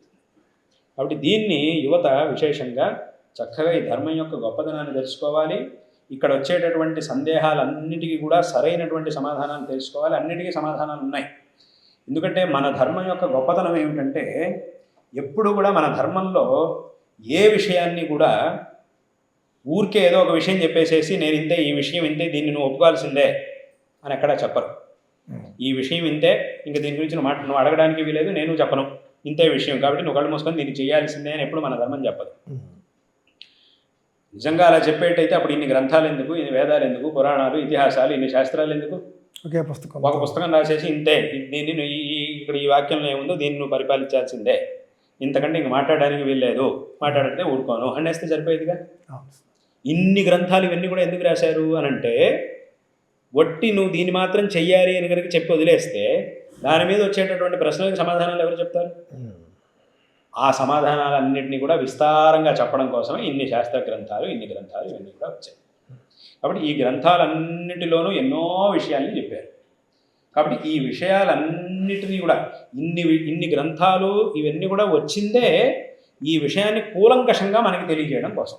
నువ్వు ఎన్ని ప్రశ్నలైనా అడుగు, అన్నిటికీ తర్కబద్ధంగా సప్రమాణంగా సమాధానం చెప్పడం కోసమే ఇన్ని గ్రంథాలు వచ్చినాయి, ఇన్ని గ్రంథాలని రాశారు. కాబట్టి నువ్వు ఎన్ని ప్రశ్నలైనా అడుగు, అన్నిటికీ ఇక్కడ సమాధానం ఉంది. అందుకే నేను చాలామందికి చెప్తూ ఉంటాను. ఒకసారి కొంతమంది నన్ను వచ్చి అడుగుతుంటారు, నాకు ఇది హిందూ ధర్మం నచ్చలేదు, నేను వేరే దీనికి వెళ్ళిపోవాలనుకుంటున్నాను అని చెప్పి నా దగ్గర అడుగుతారు కొంతమంది. నేను వాళ్ళకి చెప్పా, మంచిదా, తప్పకుండా వెళ్ళు, పర్వాలేదు, కానీ వెళ్ళే ముందు ఒక విషయం, నీకు ఏం నచ్చలేదు చెప్పు, ఏ ప్రశ్నకి నీకు సమాధానం దొరకలేదు చెప్పు. ఇప్పుడు దీన్ని వదిలేసి ఇంకో చోటకి వెళ్తున్నావు అంటే దాని అర్థం ఏంటి, ఇక్కడ ఏదో సరిగ్గా లేదు అని నీకు అనిపించి వెళ్తున్నావు, అంతే కదా. ఏం సరిగ్గా అనిపించలేదో చెప్పు, ఇది సరిగ్గానే ఉంది అని కనుక నేను చెప్పలేకపోతే అప్పుడు నేనే నిన్ను పంపిస్తాను చక్కగా. నువ్వు ఎక్కడికి వెళ్ళాలనుకుంటే అక్కడికి నేను పంపిస్తాను. నువ్వు సరైన వాళ్ళని అడగలేదు కాబట్టి నీకు తెలియలేదంటే. కానీ నీకు ఎక్కడ నీకు తప్పు జరిగింది చెప్పు, ఎక్కడ తప్పు జరిగింది, ఏది తప్పుగా ఉంది చెప్పు, అది నువ్వు చెప్తే నేను హాయిగా పంపిస్తాను చక్కగా. నువ్వు ఎక్కడికి వెళ్ళాలనుకుంటే అక్కడికి నేను పంపిస్తాను. తర్వాత వాళ్ళు సరే ఇది ఇట్లా ఉంది కదా, ఇదేమిటి అదేమిటి అనేది అడుగుతూ ఉంటారు. సరే దానికంతా నేను చెప్తాను. చెప్పిన తర్వాత వాళ్ళకి అర్థం, ఓ ఇదంతా ఉందని మాకు తెలియదు, ఇదంతా మాకు ఎవరు చెప్పేవాళ్ళు లేరు, కాబట్టి ఇదంతా తప్పు అని నేను అనుకున్నాను అని తర్వాత అంటారు. అప్పుడు ఇలా చాలామందిని చూస్తూ ఉంటాం. అలాగే ఇప్పుడు చాలామంది మతం మారిన వాళ్ళు ఉన్నారు. వాళ్ళు కూడా మళ్ళీ అడుగుతుంటారు కొంతమంది, మేము మతం మారిపోయామండి, మళ్ళీ మేము వెనక్కి రావచ్చా, ఇది మాకు నచ్చింది, తర్వాత ముందేదో తెలియకేదో మతం మారాం, కానీ మళ్ళీ దీంట్లోకి రావాలనుకుంటున్నాం, రావచ్చా అని అడుగుతుంటారు. నేను వాళ్ళకి చెప్పేది, అసలు నువ్వు మతమే మారలేదయ్యా, మతం మారాను అనుకునేది నీ భ్రమ అంతే. ఎలా మతం మారడం అనేది సాధ్యం కాదు. మారాను అను నువ్వు భ్రమపడుతున్నావు అంతే. ఎందుకంటే కొంతమంది అడుగుతుంటారు, ఇప్పుడు ఒక ఆయన మతం మారాడండి, ఆయన మళ్ళీ ఈ మతంలోకి రావాలనుకుంటున్నాడు, దానికి ఏమిటి ప్రాయశ్చిత్తం, శాస్త్రంలో ఏముంది అని అడుగుతారు. నేను చెప్పా, అసలు శాస్త్రాల యొక్క రచన అయినప్పుడు ఈ మతాలే లేవు, ఉన్నది ఒకే ఒక ధర్మం, మన ధర్మం. కాబట్టి దానికి సంబంధించి శాస్త్రంలో ఏముండదు. మరి ఏముండదంటే ఇప్పుడు వీళ్ళకి ఏదో ఒకటి చెప్పాలి కదా, ఏం చేయాలి అని అడుగుతారు కొంతమంది. నేను వాళ్ళకి చెప్పా ఏంటంటే, మతం మారినటువంటి వాడు మళ్ళీ రావాలంటే ఏం చేయాలి అని నువ్వు శాస్త్రాన్ని అడిగితే అలా చెప్పదు శాస్త్రం. కానీ మతం మారినటువంటి వాడిని శాస్త్రీయ దృష్టితో చూసే ఒక విధానం ఉంది. ఏమిటా విధానం అని అంటే, ఇప్పుడు ఒకడు మతం మారిన తర్వాత ఏం చేస్తున్నాడు, ఇక్కడ చెప్పినటువంటి ధర్మాలు, వాడు చేయవలసినటువంటి ధర్మాలన్నింటినీ వదిలేస్తున్నాడు, పరిత్యాగం చేసేస్తున్నాడు. అక్కడ ఏవో అప్రామాణికంగా ఏమేమి ఉన్నాయో వాటనేవో చేస్తాడో చేయడో అది వేరే విషయం. మొత్తానికి దీన్నైతే వదిలేశాడు. అక్కడ ఏం చేస్తాడు అనేది మనకు అనవసరం. దీన్నైతే వదిలేశాడు. ఇంకొకడు ఉన్నాడు, వాడు మతం ఒక్కటి మారలేదు అంతే, కానీ ఇక్కడ చెప్పింది ఏమీ వాడు చేయట్లేదు. వాడు మతం మారలేదు, కానీ అలాగని ఇక్కడ వాడి స్వధర్మాన్ని కూడా వాడేం ఆచరణ చేయట్లేదు. ఇప్పుడు వాడికి తేడా ఏముంది అంటే, కర్మని త్యజించినటువంటి వాడి గురించి శాస్త్రంలో ఉంది. కర్మని త్యజించినటువంటి వాడికి, మతం మారాను అనుకొని కర్మని త్యజించేవాడికి తేడా ఏం లేదు. తేడా ఎక్కడ అని అంటే, చిన్న విషయంలో వాడు నేను మతం మారాను అని వాడు అనుకుంటున్నాడు, వీడు అనుకోవట్లేదు అంతే. మతం మారడం అనేది లోకంలో ఏదైతే ఉందో అది ఆ పని వీడు చేయలేదు కాబట్టి. లోకంలో ఒకడు మతం మారుతున్నప్పుడు ఏమేం చేస్తారో ఆ పనిని వీడు చేయలేదు కాబట్టి వీడి ప్రకారం వీడు మతం మారలేదు అంతే. వాడికేమో ఆ భ్రమ ఉన్నది, నేను మారాను అనే భ్రమ వాడికి ఉంది, వీడికి లేదు, అంతే తేడా. కాబట్టి ఇప్పుడు వీడు కర్మని వదిలేసిన వాడు, మతం మారాను అనుకుని కర్మను వదిలేసిన వాడు, వీళ్ళిద్దరిలో తేడా లేదు. కాబట్టి వీడికి ఏమిటి ప్రాయశ్చిత్తం, వాడికి అదే ప్రాయశ్చిత్తం. కాబట్టి చక్కగా వీడికి ఇప్పుడు కర్మను వదిలేసినటువంటి వాడికి కొన్ని ప్రాయశ్చిత్తాలు చెప్పారు. ఫలానా ఇదేదో చేసి మళ్ళీ వాడు కర్మానుష్ఠానం అదంతా కూడా ప్రారంభించుకోవచ్చు అని కొన్ని విషయాలు చెప్పారు. వాళ్ళకు కూడా అదే ప్రాయశ్చిత్తం. ఇది సామాన్యత ఇలాగా. ఇంకా ఏమేం జరిగింది ఏమిటనేది అక్కడక్కడ విశేషంగా ఆయా వ్యక్తుల్ని విశేషంగా పరిగణలోకి తీసుకొని ఏం జరిగింది, అసలు ఇక్కడి నుంచి ఆ మతంలోకి వెళ్ళాక ఏం అవన్నీ కూడా చూసుకొని ఇంకా విశేషంగా ఏమన్నా ఉంటే ఆ ప్రాయశ్చిత్తాలు అవన్నీ తర్వాత ఉంటాయి, అది వేరే విషయం. కాబట్టి ఇప్పుడు శాస్త్రంలో దీనికి ఒక విషయం అనేది ఉండనే ఉంది. మతం మారినటువంటి వాళ్ళని ఎలా చూడాలంటే ఈ రకంగా చూడాలి. కర్తవ్యాన్ని త్యజించినటువంటి ఒక మనిషిని ఎలాగైతే శాస్త్రం చూస్తుందో, ఆ మతం మారిన కర్తవ్యాన్ని వదిలేసినట్టు. ఎందుకంటే ఇప్పుడు మతం మారాక కూడా వాడు స్వధర్మాన్ని ఆచరించట్లేదుగా. అవును సార్. ఇక్కడ ఉండి ఒకడు ఆలోచించట్లేదు, ఇద్దరు ఒకటే, పెద్ద వాళ్ళిద్దరిలో తేడా ఏం లేదు. కాబట్టి ఇలా నేను మతం మారాను అని అనుకోవడమే అదే ఒక భ్రమ. కాబట్టి అసలు అది సాధ్యం కాదు, అది లేనే లేదు అని చెప్పి నేను చాలామంది చెప్తూ ఉంటాను. కాబట్టి ఇక్కడ ఏమి సరిలేదు అని నువ్వు చెప్తే అప్పుడు కావాలంటే ఏమి సరిగ్గా ఉందో అది సరిగా కాదా అనేది నేను చెప్తుంటాను, చాలామంది చెప్తూ ఉంటాను. కాబట్టి ఇక్కడ ఏమిటంటే తర్వాత దీని గురించి చక్కగా తెలుసుకోవాలి. చాలామంది చెప్పాను ఇప్పుడున్న కొన్ని విషయాల్ని వక్రీకరించి ఏమిటో చెప్తుంటారు, ఈ ధర్మం గురించి అపప్రచారం చేస్తుంటారు. చాలా విషయాలు ఉన్నాయి. కాబట్టి వీటన్నిటి నుంచి సరిగ్గా ఉండి అసలు ఈ ధర్మం ఏమిటి అనే దాన్ని అందరూ కూడా చక్కగా తెలుసుకోవాలి. అలాగే ఈ యువత వీళ్ళందరికీ కూడా నేను చెప్పాలనుకున్నటువంటిది ఏమిటంటే ఈ ఇతర మతస్థులతో వ్యవహరించేటప్పుడు జాగ్రత్తగా ఉండాలి. చక్కగా గౌరవించండి, అందరి మతాల వాళ్ళని చక్కగా అందరినీ గౌరవించండి, అందరితోనూ చక్కగా ఉండండి, అందరినీ గౌరవించండి, చక్కగా ఉండండి. కానీ జాగ్రత్తగా అందరూ కూడా జాగ్రత్తగా ఉండాలి. అందులో మాత్రం కాస్త జాగ్రత్తగా ఆలోచించి చేయాలి. ఎందుకంటే మనం చాలా చూస్తూనే ఉంటాం, చాలా వింటూనే ఉంటాం. ఎందుకంటే మనం వాళ్ళని ఎలా చూస్తున్నామో వాళ్ళలో అందరూ అలా మనల్ని చూడట్లేదు. కొంతమంది చూస్తున్నారు, వాళ్ళలో మంచివాళ్ళు ఉన్నారు, చాలామంది ఉన్నారు, అదంతా ఉండనే ఉంది. మంచివాళ్ళు అన్ని చోట్ల ఉన్నారు, చెడ్డవాళ్ళు అన్ని చోట్ల ఉన్నారు. కానీ మనం వాళ్ళని ఎలాగైతే చూస్తున్నామో అలా వాళ్ళు మనల్ని చూడట్లేదు, వాళ్ళలో చాలామంది. అది చూసేవాళ్ళు ఉన్నారు, మంచిదే. అంటే ఎవరైతే అలా తప్పుగా మనల్ని చూస్తున్నారో వాళ్ళ నుంచి జాగ్రత్తగా ఉండండి అని చెప్పడం. అంటే ఇప్పుడు ఒక పుట్టు ఉంది, దాని లోపల పాము ఉందో లేదో తెలియదు, అప్పుడు ఏం చేయాలి? లోపల చేయి పెట్టకూడదు. పాము ఉందా లేదా అని తెలియదు కదా, సందేహం ఉండొచ్చు లేకపోవచ్చు, కానీ లోపల పెట్టేటప్పుడు జాగ్రత్తగా ఉండాలి. ఒకవేళ పెట్టాడు, లోపల ఏం పాము లేదు, నిజంగా అది బయట ఎక్కడో ఉంది, ఏం కాలేదు, వీడికి మంచిదే, సంతోషం. కానీ ఎప్పుడు ఇబ్బంది? లోపల పాము ఉంటే వీడికి ఇబ్బంది. కాబట్టి దాంట్లో చేయి పెట్టేటప్పుడే జాగ్రత్తగా ఉండాలి. జాగ్రత్తగా ఉండి దాంట్లో అసలు చేయి పెట్టాలా లేదా, పెడితే ఎలా పెట్టాలి అనే దాన్ని అంతా ఆలోచించుకొని చేయండి. ఇది అలాంటిదే.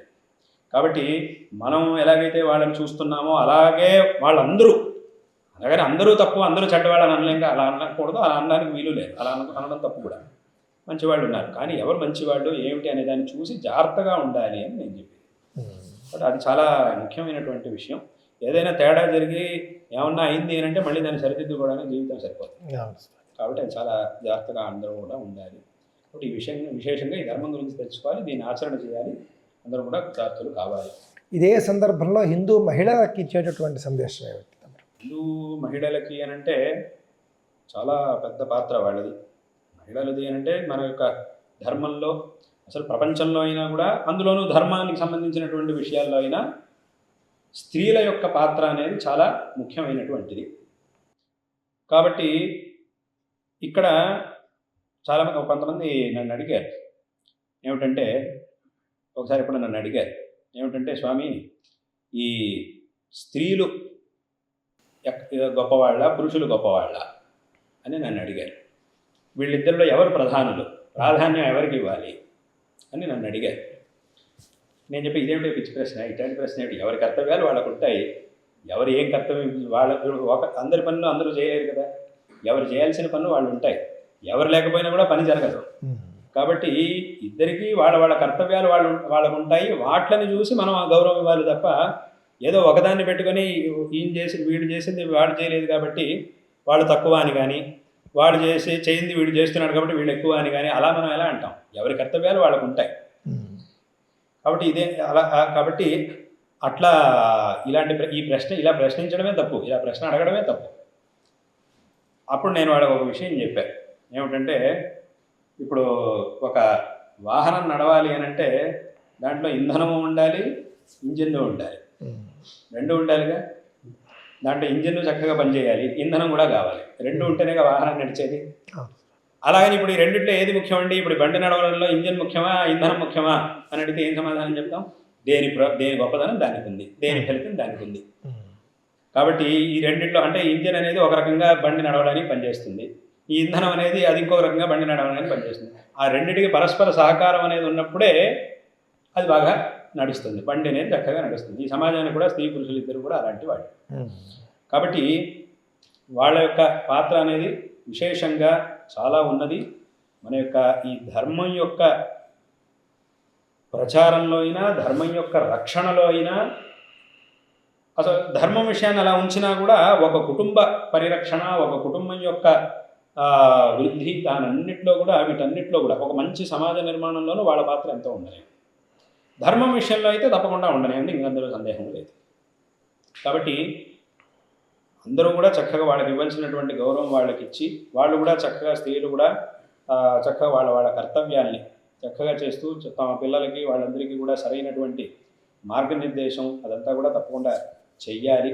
ఎందుకంటే మనం పిల్లలకి మంచి సంస్కారాన్ని ఇవ్వాలి, అది చాలా అవసరం కదా. అలాగే ఇప్పుడు వెనకటి కాలంలో తల్లిదండ్రులు, అందులోనూ విశేషంగా తల్లి నుంచి శిక్షణ పొందినటువంటి వాళ్ళు ఎంతోమంది ఉండనే ఉన్నారు కదా. ఎన్నో విషయాల్ని తల్లి నుంచి అసలు తల్లిదండ్రుల యొక్క తల్లి తండ్రి, సరే ఇప్పుడు విశేషం ముఖ్యంగా వాళ్ళ గురించి కాబట్టి, ఆ తల్లి యొక్క పాత్ర అనేది ఏదైతే ఉంటుందో ప్రతి మనిషి యొక్క జీవితంలో తల్లి రూపంలో అయినా, భార్య రూపంలో అయినా, అథవా సోదరు యొక్క రూపంలో అయినా, కూతురు యొక్క రూపంలో అయినా, స్త్రీల యొక్క ఒక సంబంధం అనేది చాలా ముఖ్యమైనటువంటిది. అంటే లోకంలో అది చాలా ఒక ముఖ్యమైనటువంటి పాత్రను పోషిస్తుంది.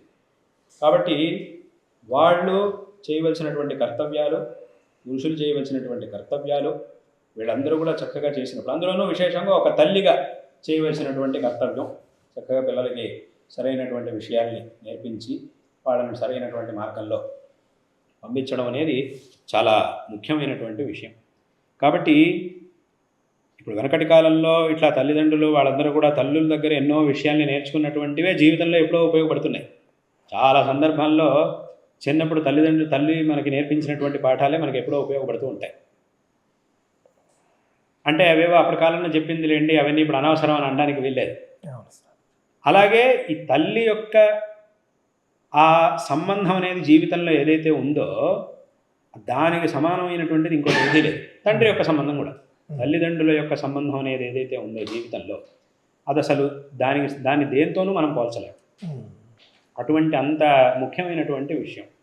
కాబట్టి ఇప్పుడు నేను చెప్పినట్టుగా తల్లి రూపంలో అయినా, భార్య రూపంలో అయినా, కూతుళ్ళ రూపంలో అయినా, ఇలా రకరకాలుగా ఏ రకంగా అయినా కూడా ఒక స్త్రీ యొక్క సంబంధం అనేది ఏదైతే ఉందో అది చాలా ముఖ్యమైనటువంటిది. దాన్ని ఇంకా దేంతోనూ కూడా పోల్చడం అనేది సాధ్యం కాదు. ఎవరో సన్యాసులు వాళ్ళ సంగతి అయితే అది వేరు. సన్యాసంలోకి వెళ్ళిన వాళ్ళకైతే ఇది ఉండకూడదు. వాస్తవంగా సన్యాసంలో వెళ్ళిన వాళ్ళకి ఈ సంబంధం ఉండకూడదు, వాళ్ళ విషయం వేరు. కానీ సమాజంలో, లోకంలో వాళ్ళకి చాలా ముఖ్యమైనటువంటి పాత్ర ఉన్నది. కాబట్టి వాళ్ళు ఎంత విశేషంగా సంస్కారంగా ఉంటారో, ఎంత వాళ్ళ కర్తవ్యాన్ని చక్కగా నిర్వహిస్తారో, అంత కుటుంబానికైనా సమాజానికైనా అంత ఉపయోగం అనేది ఉంటుంది. ఇక్కడ అందులోనూ మన యొక్క ధర్మంలో స్త్రీలకి చాలా గొప్ప స్థానాన్ని ఇచ్చారు. దీని గురించి చాలామంది ఏదో అపప్రచారాలు చేస్తుంటారు, ఏమిటో ప్రచారాలు చేస్తుంటారు. కానీ వాస్తవంగా మన శాస్త్రంలో స్త్రీలకి చాలా గొప్ప స్థానాన్ని ఇచ్చారు. ఒక ముఖ్యమైనటువంటి, అందుకే అంత ముఖ్యమైనటువంటి స్థానాన్ని ఇచ్చారు. వాళ్ళని చక్కగా రక్షించాలి, ఎప్పుడు కూడా వాళ్ళని వదిలిపెట్టకూడదు. వాళ్ళ యొక్క సంరక్షణ బాధ్యతని తప్పకుండా పురుషుడు తీసుకోవాలి, వాళ్ళని చక్కగా సంరక్షించాలి అని శాస్త్రం ఆ కర్తవ్యాన్ని అప్పగించింది. కాబట్టి ఇది వాళ్ళకి చక్కగా గౌరవించి, అందుకే ఇప్పుడు దీంట్లో మనం చెప్తాం సప్తశతిలో విద్యా సమస్త స్తవదేవి భేదా స్త్రియ సమస్త సకలా జగత్సు అని చెప్తాం. ఈ ప్రపంచంలో ఉండేటువంటి మహిళలు, స్త్రీలందరూ కూడా నీ యొక్క స్వరూపాలు అని అమ్మవారిని మనం స్తుతిస్తాం. అంటే అంత స్థానాన్ని మన ధర్మంలో స్త్రీలకు ఇచ్చారు. ఎందుకంటే వాళ్ళ నుంచి కలిగేటటువంటి ఒక ప్రయోజనం ఏదైతే ఉందో అది చాలా గొప్పది. దాన్ని ఇంకా దేంతోనూ మనం పోల్చదగినది కాదు. కాబట్టే అటువంటి గొప్ప స్థానాన్ని ఇచ్చారు. కాబట్టి వాళ్ళు విశేషంగా ఒక మంచి సంస్కారాన్ని పొందినటువంటి వారై బాల్యం నుంచి కూడా విద్యాభ్యాసం అదంతా కూడా చక్కగా విద్యాభ్యాసం ఇత్యాదులన్నింటినీ కూడా ఇప్పుడు ఇందాక చెప్పినట్టుగా ఈ 3 కర్తవ్యాలు ఏవైతే ఉన్నాయో అవి వాళ్ళకు కూడా ఉన్నాయి. ఒక కుటుంబంలో ఒక వ్యక్తిగా, ఒక సమాజంలో ఒక వ్యక్తిగా, వైయక్తికంగా చేయవలసినటువంటి ధార్మికమైన మరియు లౌకికమైన కర్తవ్యాలు అనేవి ఏవైతే ఉన్నాయో అవి వాళ్ళకి కూడా వర్తిస్తాయి. తప్పకుండా వాళ్ళు అవి చేయాలి.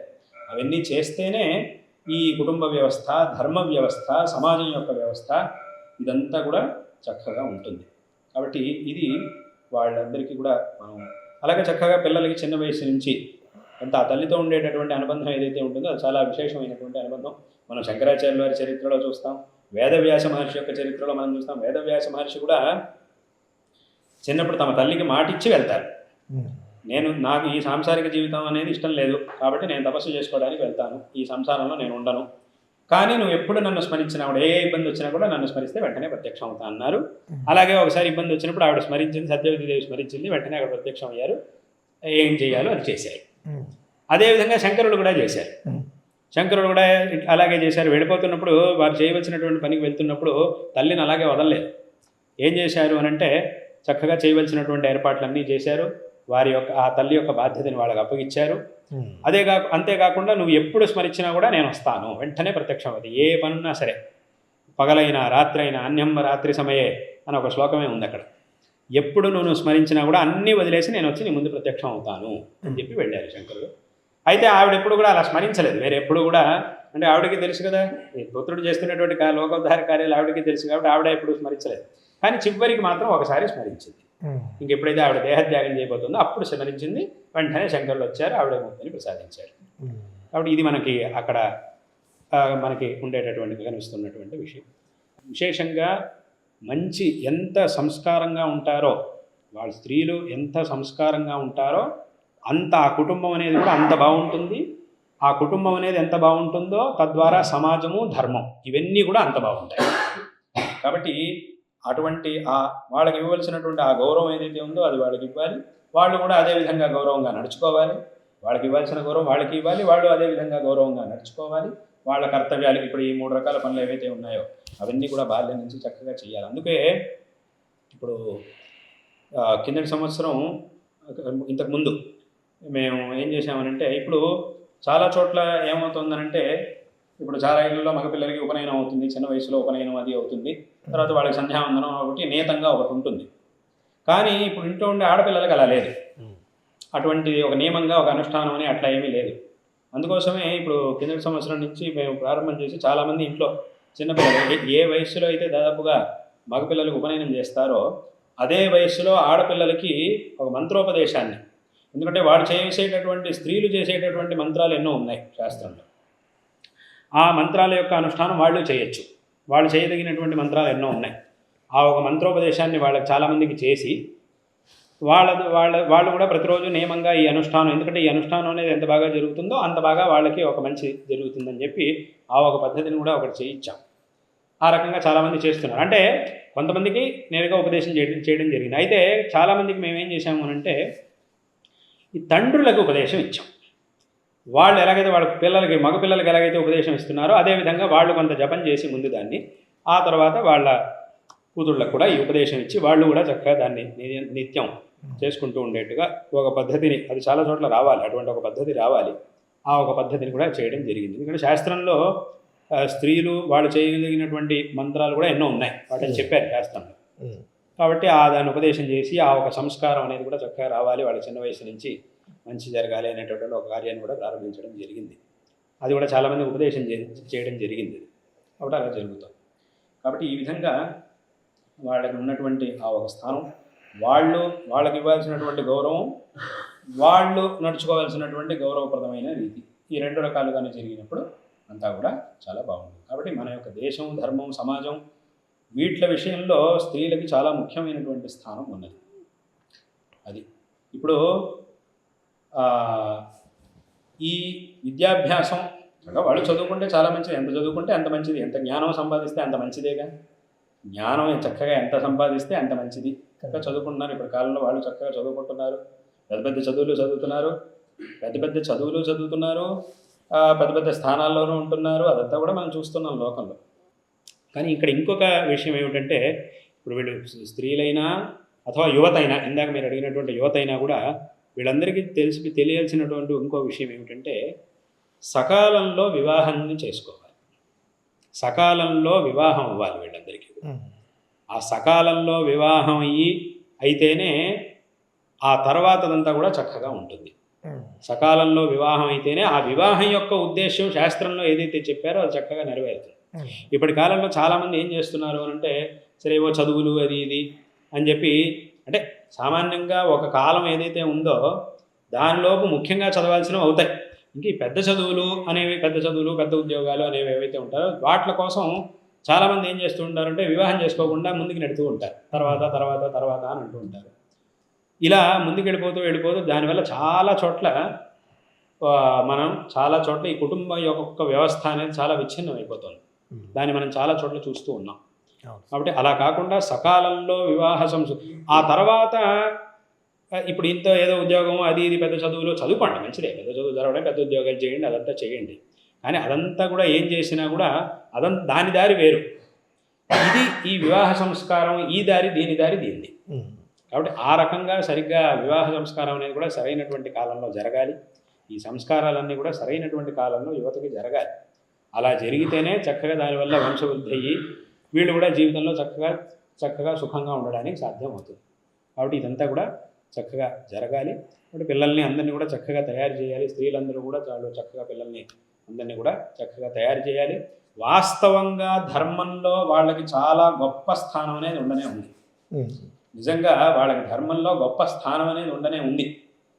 ఇందాక చెప్పినట్టుగా ఎవరో ఈ శాస్త్రాల గురించి సరిగ్గా తెలియనటువంటి వాళ్ళు దాని గురించి, ఈ శాస్త్రాల గురించి, దీని గురించి ఏదేదో ప్రచారం చేయొచ్చు. కానీ నిజంగా ఇప్పటికీ కూడా చాలామంది ఏం చేస్తుంటారు, హిందూ ధర్మంలో స్త్రీలకి అసలు స్థానమే లేదు, చాలా వాళ్ళని చాలా ఇదిగా చూస్తుంటారు, అది ఇది అనుకుంటూ ప్రచారం చేస్తుంటారు.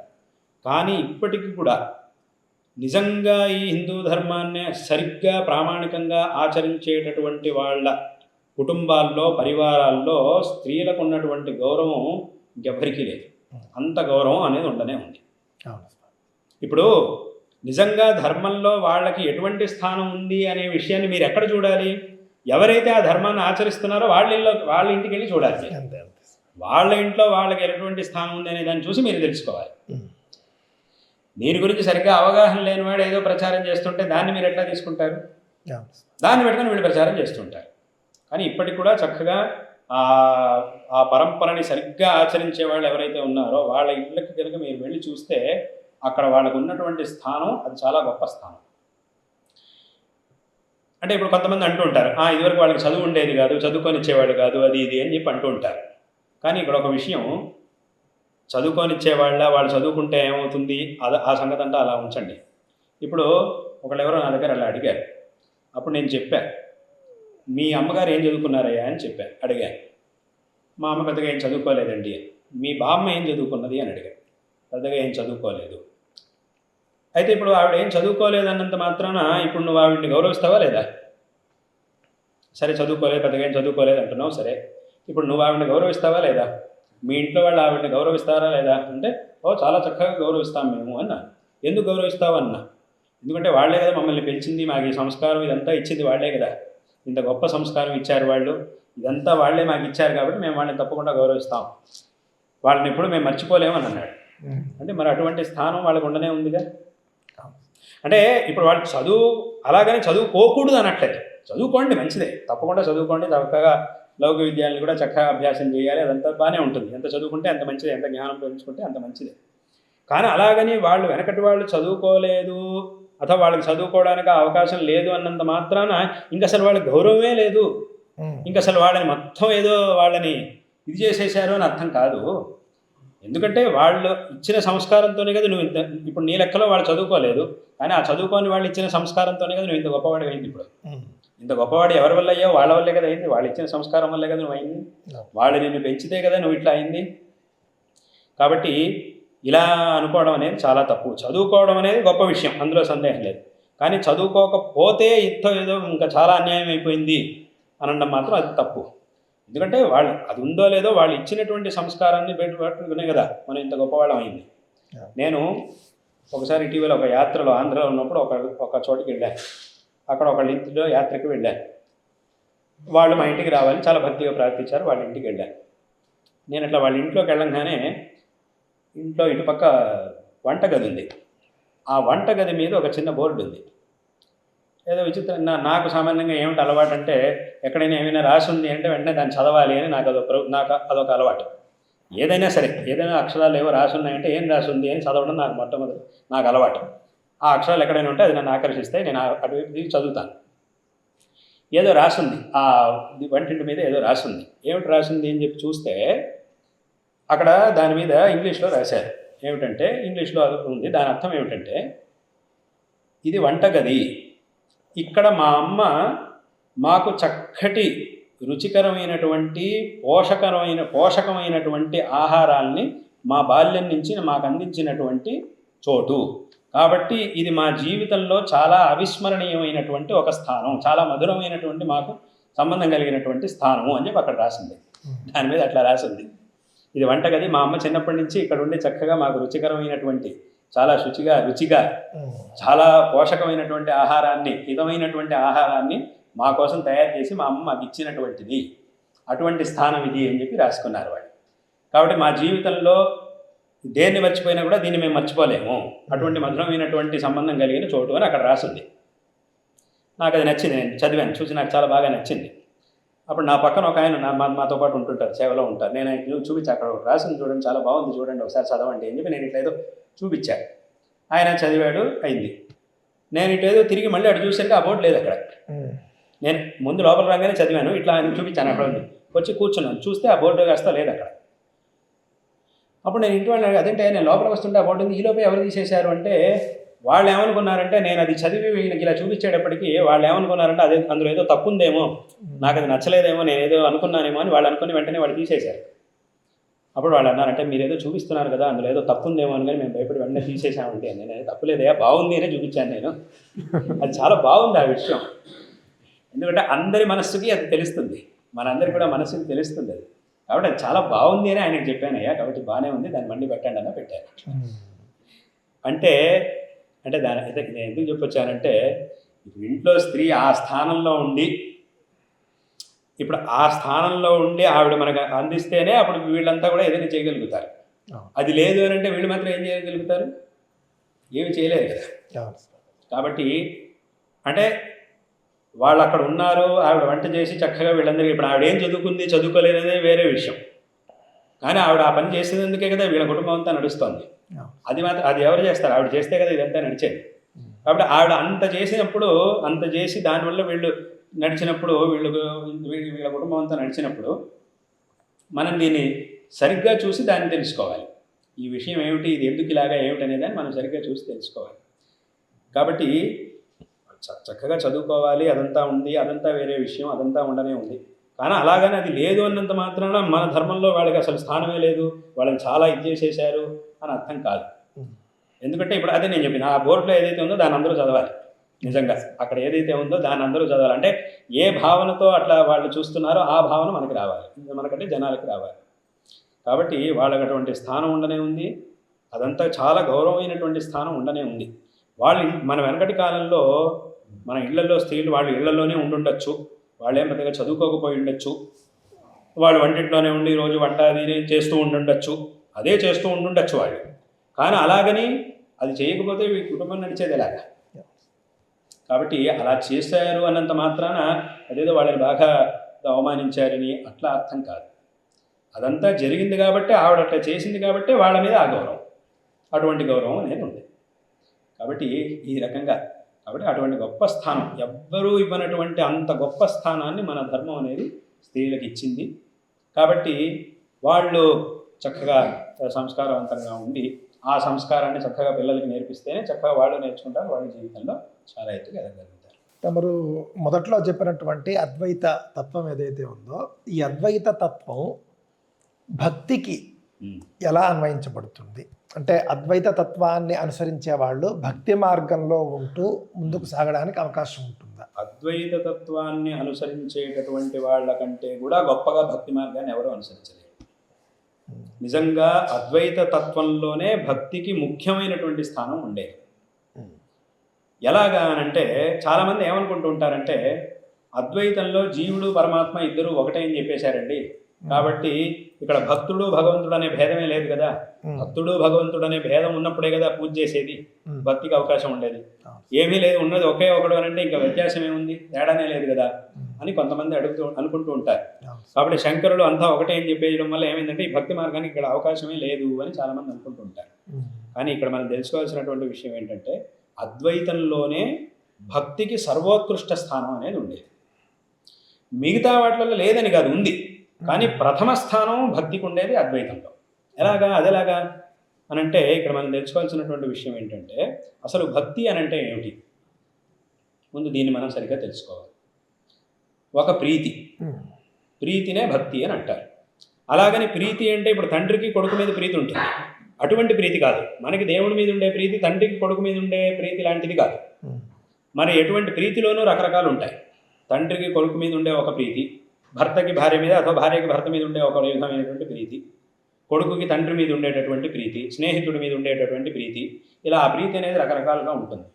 అందులోనూ భగవంతుడి మీద ఉండే ప్రీతి ఏ రకమైంది అని అంటే శరణాగతి భావంతో కూడుకున్నటువంటి ఒక ప్రీతి.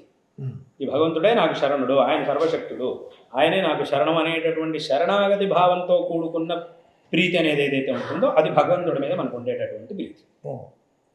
అందులోనూ ఈ ప్రీతి అనేది రెండు రకాలుగా ఉంటుంది. ఒకటి సహజమైనటువంటిది, ఒకటి సకారణమైనటువంటిది. అంటే ఒక కారణంతో వచ్చింది, ఏ కారణము లేకుండా వచ్చింది, స్వాభావికమైనటువంటి. ఏ కారణము లేకుండా వచ్చినటువంటి ప్రీతినే స్వాభావికమైన ప్రీతి అని అంటారు, సహజమైన ప్రీతి అని అంటారు. ఏదో ఒక కారణం వల్ల వచ్చిందంటే అది సహేతుకం, ఆ కారణం ఉన్నంత వరకు అది ఉంటుంది, అది లేదంటే పోతుంది. ఇక్కడ ఈ సహజమైనటువంటి అంటే ఏ కారణము లేకుండా సహజమైనటువంటి ప్రీతి ఎవరైనా ఒక మనిషికి ఎవరి మీద ఉంటుంది అని అంటే తన మీదే ఉంటుంది. తన మీదే ఉంటుంది. మిగతా వాళ్ళ మీద ఉండే ప్రీతి ఎందుకు వచ్చింది అని అంటే ఏదో ఒక కారణం వల్ల వచ్చింది. ఆ వ్యక్తి వల్ల వీడికి మంచి జరుగుతోంది కాబట్టి, వీడికి సుఖం లభిస్తోంది కాబట్టి, అంటే మనకి ఎవరి మీద అయితే ప్రీతి ఉంటుందో వాళ్ళు సుఖంగా ఉండాలని మనం కోరుకుంటాం, వాళ్ళ సుఖం కోసం మనం ప్రయత్నిస్తాం. ఒక మనిషి అందరికంటే కూడా ఎక్కువ ప్రేమించేది తననే కాబట్టి తాను సుఖంగా ఉండాలి అని ఎప్పుడు కోరుకుంటూ ఉంటాడు. తాను సుఖంగా ఉండడానికి ఎవరు కారణం అవుతారో వాళ్ళని కూడా ప్రీతిస్తూ ఉంటాడు, వాళ్ళ మీద ప్రీతి అనేది ఉంటుంది వాడికి. అంటే అన్నిటికంటే మొదటి ప్రీతి తన మీద ఉంటుంది. తన మీద ఉండేటటువంటి ప్రీతి, తన మీద ప్రీతి ఉంది కాబట్టి తాను సుఖంగా ఉండాలని కోరుకుంటాడు. తనకి సుఖం ఎవరి వల్ల అయితే లభిస్తుందో వాళ్ళని ప్రేమిస్తాడు. ఒకవేళ వీడి వల్ల నాకు సుఖం కలగదు అంటే వాడిని ప్రేమించాడు, వాడి మీద ప్రీతి అనేది మనిషికి రాదు. కాబట్టి అక్కడికి ఏమైందంటే, అలాగే ఏదైనా ఒక వస్తువు కూడా, ఈ వస్తువు వల్ల నాకు సుఖం లభిస్తుందంటే దాని మీద వీడికి ప్రీతి కలుగుతుంది. అక్కడికి ఏమైందనంటే, ఒక మనిషికి తనకంటే భిన్నుడైనటువంటి ఇంకొక వ్యక్తి మీద కానీ ఇంకొక వస్తువు మీద కానీ ఎప్పుడు ప్రీతి అనేది కలుగుతుందంటే దానివల్ల వీడికి ఏదైనా ప్రయోజనం, సుఖం లభించినప్పుడు మాత్రమే కలుగుతుంది. సరే, ఇప్పుడు ఈ వస్తువు అంటే, ఈ వ్యక్తి అంటే మీకు ఎందుకంటే ఇష్టం అంటే వాడి వల్ల నాకు సుఖం కలుగుతుంది కాబట్టి వాడంటే నాకు ఇష్టం. ఈ వస్తువు అంటే మీకు ఎందుకు ఇష్టం అంటే దీనివల్ల నాకు సుఖం కలుగుతుంది కాబట్టి నాకు అది ఇష్టం. మీరంటే ఎందుకు ఇష్టం? నేను కాబట్టి ఇష్టం. ఇంకా అంటే మళ్ళీ అక్కడ ఇంకేదో కారణం లేదు, అది అహేతుకమైనటువంటి ప్రీతి.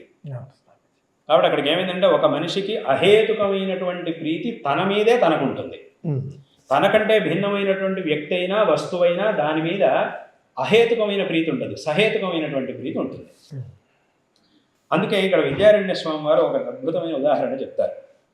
అంటే ఇప్పుడు మనకి ఇంకొక వ్యక్తి మీద ఉండే ప్రీతి ఆ వ్యక్తి యొక్క ప్రయోజనం కోసం కాదు, మన ప్రయోజనం కోసం. ఎందుకంటే వీళ్ళ వల్ల నాకు మంచి జరుగుతుంది కాబట్టి వాళ్ళ మీద నాకు ప్రీతి. నేను ఇంకోటిని ప్రీతించడానికి కారణం నా ప్రయోజనమే తప్ప వాడి ప్రయోజనం కాదు. అందుకే దానికే విద్యారణ్య స్వామి వారు ఒక మంచి ఉదాహరణ చెప్తారు. ఏమిటంటే, పంచదశిలో ఒక ఉదాహరణ చెప్పారు. ఇప్పుడు తండ్రి చిన్నపిల్ల తన కొడుకో కూతురో తన శిశువుని ఆడిస్తూ ఉంటాడు, ముద్దాడతాడు. అలా ముద్దు పెట్టుకునేటప్పుడు ఈ తండ్రికి ఉండే మీసాలు గడ్డాలు పిల్లలకి గుచ్చుకుంటాయి. గుచ్చుకున్నప్పుడు ఏమందంటే చాలా సున్నితంగా ఉండేటటువంటి పిల్లలకి కొంచెం దానివల్ల కొంచెం బాధ కలుగుతుంది, నొప్పి. ఇది గుచ్చుకున్నప్పుడు నొప్పిగా ఉంటుందిగా, చిన్న శిశువులకి ఇది గుచ్చుకున్నప్పుడు బాగా కొంచెం నొప్పి కలుగుతుంది. అప్పుడు వాళ్ళు ఏడుస్తారు. పిల్లలు ఏడుస్తున్నా కూడా వీడు ముద్దు పెట్టుకోవడం మాత్రం ఆపడు.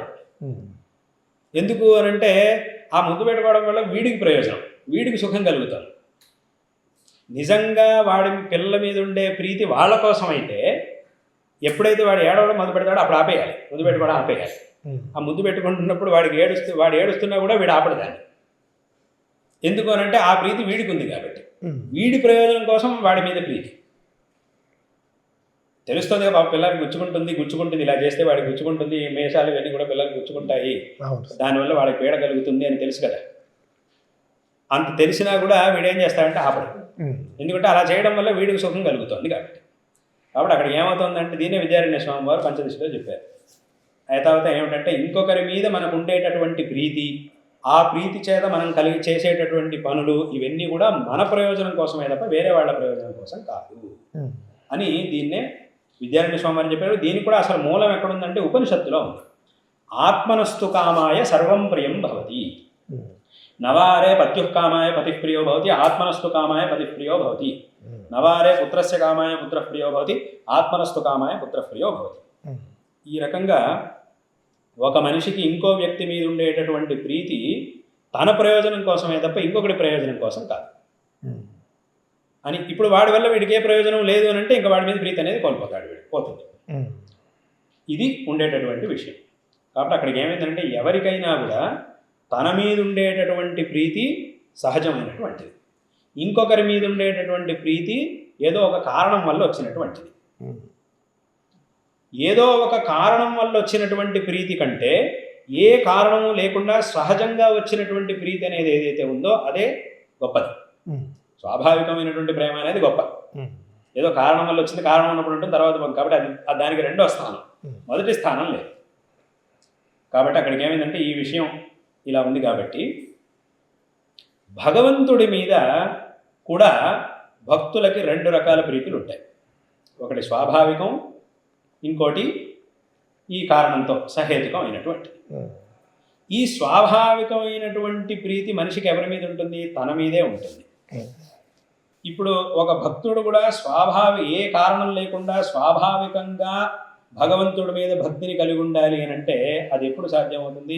భగవంతుడు భక్తుడి యొక్క ఆత్మస్వరూపుడు అయినప్పుడు మాత్రమే సాధ్యం. ఎలా? ఎందుకంటే తన ఆత్మ కంటే భిన్నమైనటువంటి వ్యక్తి అయినా వస్తువైనా వాటి మీద ఉండేటటువంటి ప్రీతి ఏదో ఒక కారణంతో వచ్చేది కాబట్టి దానికి రెండో స్థానం, తన మీద తనకు ఉండేటటువంటి ప్రీతికే మొదటి స్థానం. కాబట్టి ఇప్పుడు భగవంతుడి మీద ఆ భగవంతుడు మనకంటే కనుక భిన్నుడైతే ఆ భిన్నుడైనటువంటి భగవంతుడి మీద మనకు కలిగేటటువంటి ప్రీతి కూడా ఎలాంటిది అయిపోతుంది అని అంటే రెండో స్థానం వచ్చేస్తుంది దానికి. రెండో స్థానంలో ఉండే ప్రీతి అది ముఖ్యమైనటువంటిది కాదు. ఎలాగంటే ఎందుకంటే ఇప్పుడు నాకంటే భిన్నమైనటువంటి వాడు నాకు ఎలాగో భగవంతుడు కూడా నాకు అలాగే అని అయిపోతుంది. ఎప్పుడైతే భగవంతుడు నా ఆత్మస్వరూపుడే అవుతాడో, నా మీద నాకు ఎలాగైతే ఏ కారణం లేకుండా సహజమైనటువంటి ప్రీతి ఉందో అదే విధమైనటువంటి ప్రీతి భగవంతుడి మీద కూడా కలుగుతుంది. కాబట్టి అక్కడికి ఏమైంది అంటే ఈ భగవంతుడు జీవుడు యొక్క ఆత్మస్వరూపుడు అనేటటువంటి పక్షం అద్వైతంలో చెప్పేది ఏదైతే ఉందో దీంట్లోనే సహజమైనటువంటి భక్తిని భగవంతుడి మీద మనం ఉంచగలుగుతాం. కాబట్టి అక్కడికి ఏమైందంటే ఈ రెండు రకాల భక్తుల్లో భగవంతుడి మీద అద్వైత తత్వంలో చెప్పేటటువంటి భక్తే గొప్పది. ఎందుకంటే అద్వైతత్వంలో మన స్వరూపుడే, జీవుడే ఆత్మస్వరూపుడే. అయితే ఆ అజ్ఞానంగా ఒక భేదం అనేది కూడా ఉంది కాబట్టి ఆరాధన కూడా చేస్తూ ఉన్నాడు. అజ్ఞానం అంటే ఇక్కడ అద్వైత తత్వంలో భేదం అనేది కల్పితం, అభేదమే వాస్తవం. అభేదం అనేది వాస్తవం కాబట్టి ఆ అభేద దృష్టితో చేసేటటువంటి భక్తి ఏదైతే ఉందో అది గొప్పది, అది స్వాభావికమైనది. భగవంతుడు మనకంటే భిన్నం అని అయిపోయినప్పుడు ఆ పక్షంలో ఏమవుతుందంటే అప్పుడు మనం చేసేటటువంటి ప్రేమ, ప్రీతి, ఆ భక్తి అనేది ముఖ్యమైనటువంటిది కాదు, దానికి రెండో స్థానం వస్తుంది. అందుకే భగవద్గీతలో కూడా కృష్ణ పరమాత్మ ఏం చెప్పాడు అని అంటే చతుర్విధ భజంతేమాన్ జనా సుగుతినోర్జున ఆర్తో జిజ్ఞాసురర్థార్థి జ్ఞానీచ భరతర్షభ అని నలుగురు భక్తుల గురించి చెప్పాడు. ఈ నలుగురిలోనూ జ్ఞాని అయినటువంటి వాడు శ్రేష్ఠుడు అని చెప్పాడు. దానికి కారణం కూడా భగవంతుడు అక్కడే చెప్పాడు, జ్ఞానీతో ఆత్మైవ మేమహం అన్నాడు. ఎందుకంటే జ్ఞాని నన్ను ఆత్మస్వరూపుడిగా చూస్తున్నాడు కాబట్టి మిగతా వాళ్ళందరూ అలా చూడట్లేదు కాబట్టి మిగతా వాళ్ళు నా మీద ఉంచినటువంటి భక్తి కంటే జ్ఞాని నా మీద ఉంచినటువంటి భక్తి గొప్పది. ఎందుకంటే దానికి కారణమే లేదు, అసలు స్వాభావికంగా వచ్చినటువంటి భక్తి కాబట్టి దానికి ఏ కారణము లేకుండా జ్ఞాని నా మీద భక్తిని కలిగి ఉన్నాడు. కాబట్టి ఆ జ్ఞాని యొక్క భక్తి అనేది చాలా శ్రేష్టమైనటువంటిది. మిగతా వాళ్ళకైతే నన్ను ఆశ్రయించడానికి ఒక కారణం ఉంది, ఏదో ధనం కావాలో, ఐశ్వర్యం కావాలనో, విద్య కావాలనో, కష్టాలు పోవాలనో నన్ను ఆశ్రయిస్తున్నారు. కానీ నన్ను వాళ్ళు భిన్నంగానే చూస్తున్నారు. భిన్నంగా చూస్తున్నారు కాబట్టి ఆ ఫలం కోసం మాత్రమే వాళ్ళు నన్ను ఆశ్రయిస్తారు. ఆ ఫలం లేదంటే అక్కడికి అయిపోయింది, వాళ్ళు మళ్ళీ నన్ను చూస్తారో లేదో తెలియదు. కాబట్టి ఉత్తమమైనటువంటి భక్తి అనేది దీంట్లో మాత్రమే ఉండగలుగుతుంది అనేటటువంటి విషయం మనకి అద్వైత తత్వంలో ఉంది. కాబట్టి ఈ భక్తిలోనూ సర్వోత్కృష్టమైనటువంటి భక్తి, దీని స్వయంగా భగవంతుడు కూడా చెప్పాడు, అనేది ఎవరి మీద కలుగుతుందంటే అద్వైత తత్వంలో భగవంతుడు మన ఆత్మస్వరూపుడు అన్నప్పుడు మాత్రమే అసలైనటువంటి భక్తి అనేది ఉండడానికి సాధ్యం. కాబట్టి అద్వైతంలోనే అన్నిటికంటే కూడా భక్తి గొప్ప స్థానం అనేది ఉండేది భక్తికి. అందుకే శంకరాచార్యుల వారు ఇన్ని స్తోత్రాలు రాశారు. శంకరాచార్యులు అందుకే కదా శంకరాచార్యుల వారు అద్వైత తత్వాన్ని చెప్పినా కూడా భజగోవిందం భజగోవిందం అని చెప్పింది ఎవరు? శంకరాచార్యులు వారు. భజ అంటే అదే భక్తి. భగవతో భక్తిని దృఢాధీయతాం అని శంకరులు చెప్పారు. అలాగే భక్తి కిన్న కరోత్యహో వనచరో భక్తావతం సాయతే అని ఆ కన్నప్ప యొక్క భక్తి గురించి శంకరుడు చెప్పారు. ఇలా ఆ శివానంద లహరిలో చెప్పారు. ఈ విధంగా ఆ భక్తి గురించి ఎంతో విశేషంగా శంకరుడు చెప్పారు. కాబట్టి అద్వైత తత్వంలో ఉన్నంత స్థానం ఇంకెక్కడా కూడా భక్తి ఉంది, లేదని కాదు, అద్వైతంలో ఇంకా గొప్పగా భక్తికి ఒక స్థానం అనేది ఉంది. త్యాగే నైకే అమృతత్వ మానసు అన్న చోట ఈ సర్వసంగ పరిత్యాగము అనేది తీసుకుంటూ ఈ కాశీ మొదలైనటువంటి క్షేత్రాల్లో వదలడం వల్ల కూడా ఏదైనా ప్రయోజనం ఇక్కడి నుంచి అన్వయించుకోవచ్చు అంటారా? అంటే ఏంటి? ఈ కాశీ క్షేత్రానికి వెళ్ళినప్పుడు ఏదైనా ఇష్టమైన పదార్థాన్ని వదిలిపెడితే ఒక పుణ్యము అని చెబుతూ ఉంటారు. అది అంటే ఇది కూడా అన్వయించి ఏమైనా దానివల్ల ఫలం అలా త్యాగం చేయడం వల్ల కూడా ఫలితం కలుగుతుందని. అంటే కాశీకి వెళ్ళినప్పుడు ఏదైనా ఒక దాన్ని త్యజించడం అని అంటే దాని అర్థం ఏమిటి? ఈ సంసారంలో మనిషికి ఎన్నో వస్తువుల మీద రాగం అనేది ఉంటుంది, రాగద్వేషాలు ఉంటాయి. ద్వేషమైన విషయం అక్కడ ఉంచండి. రాగద్వేషాలు రెండూ కూడా మంచివి కావు. రెండూ కూడా మనిషికి ఈ సంసారానికి కారణమే రాగద్వేషాలు. అందుకే భగవద్గీతలో కూడా కృష్ణ పరమాత్మ అంటాడు, ఇంద్రియస్యేంద్రియస్యార్థే రాగద్వేషౌ వ్యవస్థితౌ తయోర్న వశమాగచ్చే తౌహ్యస్య పరిపంథినౌ అంటాడు కృష్ణుడు. కాబట్టి ఈ రాగద్వేషాలు పరిపంథినం అంటే శత్రువులు మనిషికి. కాబట్టి ఏముందంటే ఈ రాగద్వేషాలు ఉండడం వల్ల ఏమవుతుందనంటే మన మనస్సుని అవి లాగేస్తూ ఉంటాయి. ఈ రాగద్వేషం అనేది మన మనస్సుని బాహ్య విషయాల వైపు లాగేస్తూ ఉంటుంది. అలా లాగేసినప్పుడు ఏముందనంటే మనం చేయవలసినటువంటి విషయం వైపు మన గమనం ఉండదు, మన బుద్ధి అటువైపు ఉండదు, వేరే ఎటో వెళ్ళిపోతూ ఉంటుంది. మన ఏకాగ్రతకి చాలా భంగం అనేది ఏర్పడుతుంది. కాబట్టి అక్కడికి ఏముందనంటే ఇలా కాశీలో ఏదైనా ఇష్టమైనటువంటి వస్తువులను వదిలిపెట్టడం వల్ల అంటే వదిలిపెట్టడం అంటే ఏమిటి? ఆ వస్తువు మీద రాగాన్ని అక్కడ త్యజించి రావడం అని అర్థం. ఇప్పుడు ఎన్నో ఇష్టమైన వస్తువులు ఎన్నో ఉన్నాయి, అలాగని అన్నిటి మీద ఒకేసారి రాగాన్ని వదిలిపెట్టడం అంటే అది సాధ్యం కాదు. అన్నిటి మీద అలా వదలడం అనేది సాధ్యం కాదు. కానీ ఏదైనా ముందు ఒక వస్తువు ఎక్కడో చోట మొదలెట్టాలిగా. కాబట్టి మనకి బాగా ఇష్టమైనటువంటి ఏదైనా ఒక వస్తువుని కనుక మనం వదిలిపెట్టి ఆ రాగాన్ని తగ్గించుకున్నాము అని అంటే ఇంకక్కడి నుంచి ఆ రాగాన్ని తగ్గించుకునేటటువంటి పనిని ప్రారంభించినట్టు అవుతుంది. ఈ రకంగా చేసుకుంటూ ఆ రాగాన్ని బాగా తగ్గించుకొని మనకి ఈ లౌకికమైనటువంటి విషయాల వైపు నుంచి మన బుద్ధిని ఈ సరైనటువంటి మార్గంలో నడిపించుకోవడం కోసం అటువంటి ఒక ఆచరణ అనేది వచ్చింది. ఇప్పుడు వాస్తవంగా ఇంకోటి ఏంటంటే కాశీకి వెళ్ళి వదిలిపెట్టడం అనేది పద్ధతి ఉంది. కాశీ కూడా వెళ్ళాల్సిన పని లేదు, మీరు ఇక్కడే వదిలిపెడతా ఉన్నా కూడా ఇక్కడే వదిలిపెట్టచ్చు. అయితే కాశీ అంటే దానికి ఒక గొప్ప స్థానం ఉంది కాబట్టి అక్కడికి మనం వెళ్ళి వదిలిపెట్టినప్పుడు అది మన బుద్ధిలో దృఢంగా ఉంటుంది. కాబట్టి అటువంటి గొప్ప స్థానంలో నేను వదిలిపెట్టాను కాబట్టి ఇంకా మళ్ళీ దాన్ని నేను తీసుకోవడం అనేది తప్పు. అక్కడ దేవుడి ముందు నేను అక్కడ ప్రతిజ్ఞ చేసి నేను వదిలిపెడుతున్నాను అని చెప్పి వదిలేశాను కాబట్టి మళ్ళీ ఇక్కడికి వచ్చి దాన్ని మళ్ళీ తీసుకోవడం అనేది తప్పు. కాబట్టి ఇంకా దాని గురించి నేను ఆలోచించకూడదు అనే భావన దృఢంగా మనలో వస్తుంది. నిజంగా దృఢమైనటువంటి భావన ఉన్నవాడు కాశీ కూడా వెళ్ళక్కర్లేదు, ఎక్కడికి వెళ్ళినా వెళ్ళదు. కాశీకి వెళ్ళినా, శ్రీశైలానికి వెళ్ళినా, రామేశ్వరానికి వెళ్ళినా, ఎక్కడికి వెళ్ళినా వదిలిపెట్టచ్చు. కాబట్టి అక్కడికి ఏమైందంటే ఈ రాగం అనేది ఏదైతే ఉందో దాన్ని తగ్గించుకోవడానికి ఎక్కడో ఒక చోటు నుంచి ప్రయత్నం మొదలెట్టాలిగా. ఎందుకంటే అదే చాలా పెద్ద విషయం, అసలైనటువంటి విషయం అది. కాబట్టి ఆ రాగాన్ని తగ్గించుకోవడం కోసం ఇటువంటి ఒక ఆచరణ అనేది ఏర్పడింది. సన్యాసం ఇప్పుడు త్యాగేనైతే అమృత మానుషం అన్నప్పుడు అక్కడ త్యాగం అంటే ఏమిటి అని అంటే అన్నింటినీ వదిలిపెట్టేయడం, అన్నిటి మీద రాగాన్ని త్యజించడం. కాబట్టి అక్కడికి ఏమైందంటే ఒక రకంగా దాని యొక్క ఒక అంశం ఇది అని చెప్పినట్టయింది. త్యాగేనైతే అమృత మానుషం అన్నప్పుడు అక్కడ సర్వసంగ పరిత్యాగం చెప్పారు. ఇక్కడ సర్వసంగ పరిత్యాగం అనేది అందరికీ వెంటనే సాధ్యం కాదు కాబట్టి ఆ సర్వంలోంచి ఏదో ఒకదాన్ని త్యాగం చేసి ఇంకా అక్కడి నుంచి ప్రారంభించడం అని అర్థం. సర్వం త్యాగం అనేది కుదరదు కాబట్టి సర్వంలోంచి ఒకటి ఏకం లేదా ఒకదాన్ని తీసుకొని దాన్ని త్యజించడం అనేది దీని యొక్క అర్థం. కాబట్టి ఆ త్యజించడం అనే దాని యొక్క అర్థం అని. చిట్ట చివరిగా స్వామీజీ ఒక ఋగ్వేద పండితుడుగా ఋగ్వేదం యొక్క మహత్వం చెప్పండి అంటే తమరేం చెప్తారు? లేదా ఒక మాటలోనైనా ఒక 4 మాటల్లోనైనా. ఋగ్వేదం యొక్క మహత్వం అని అంటే మనకి వేదముల్లో అది ఇందాక చెప్పినట్టుగా ఈ కర్మభాగం అనేది ఒకటి, జ్ఞానం కాండ అనేది ఒకటి. కర్మకాండ, జ్ఞానకాండ ఇటువంటి విభాగాలు అన్ని చోట్ల ఉన్నాయి. కర్మకి సంబంధించినటువంటి విషయాల్ని చెప్పే మంత్రాలు.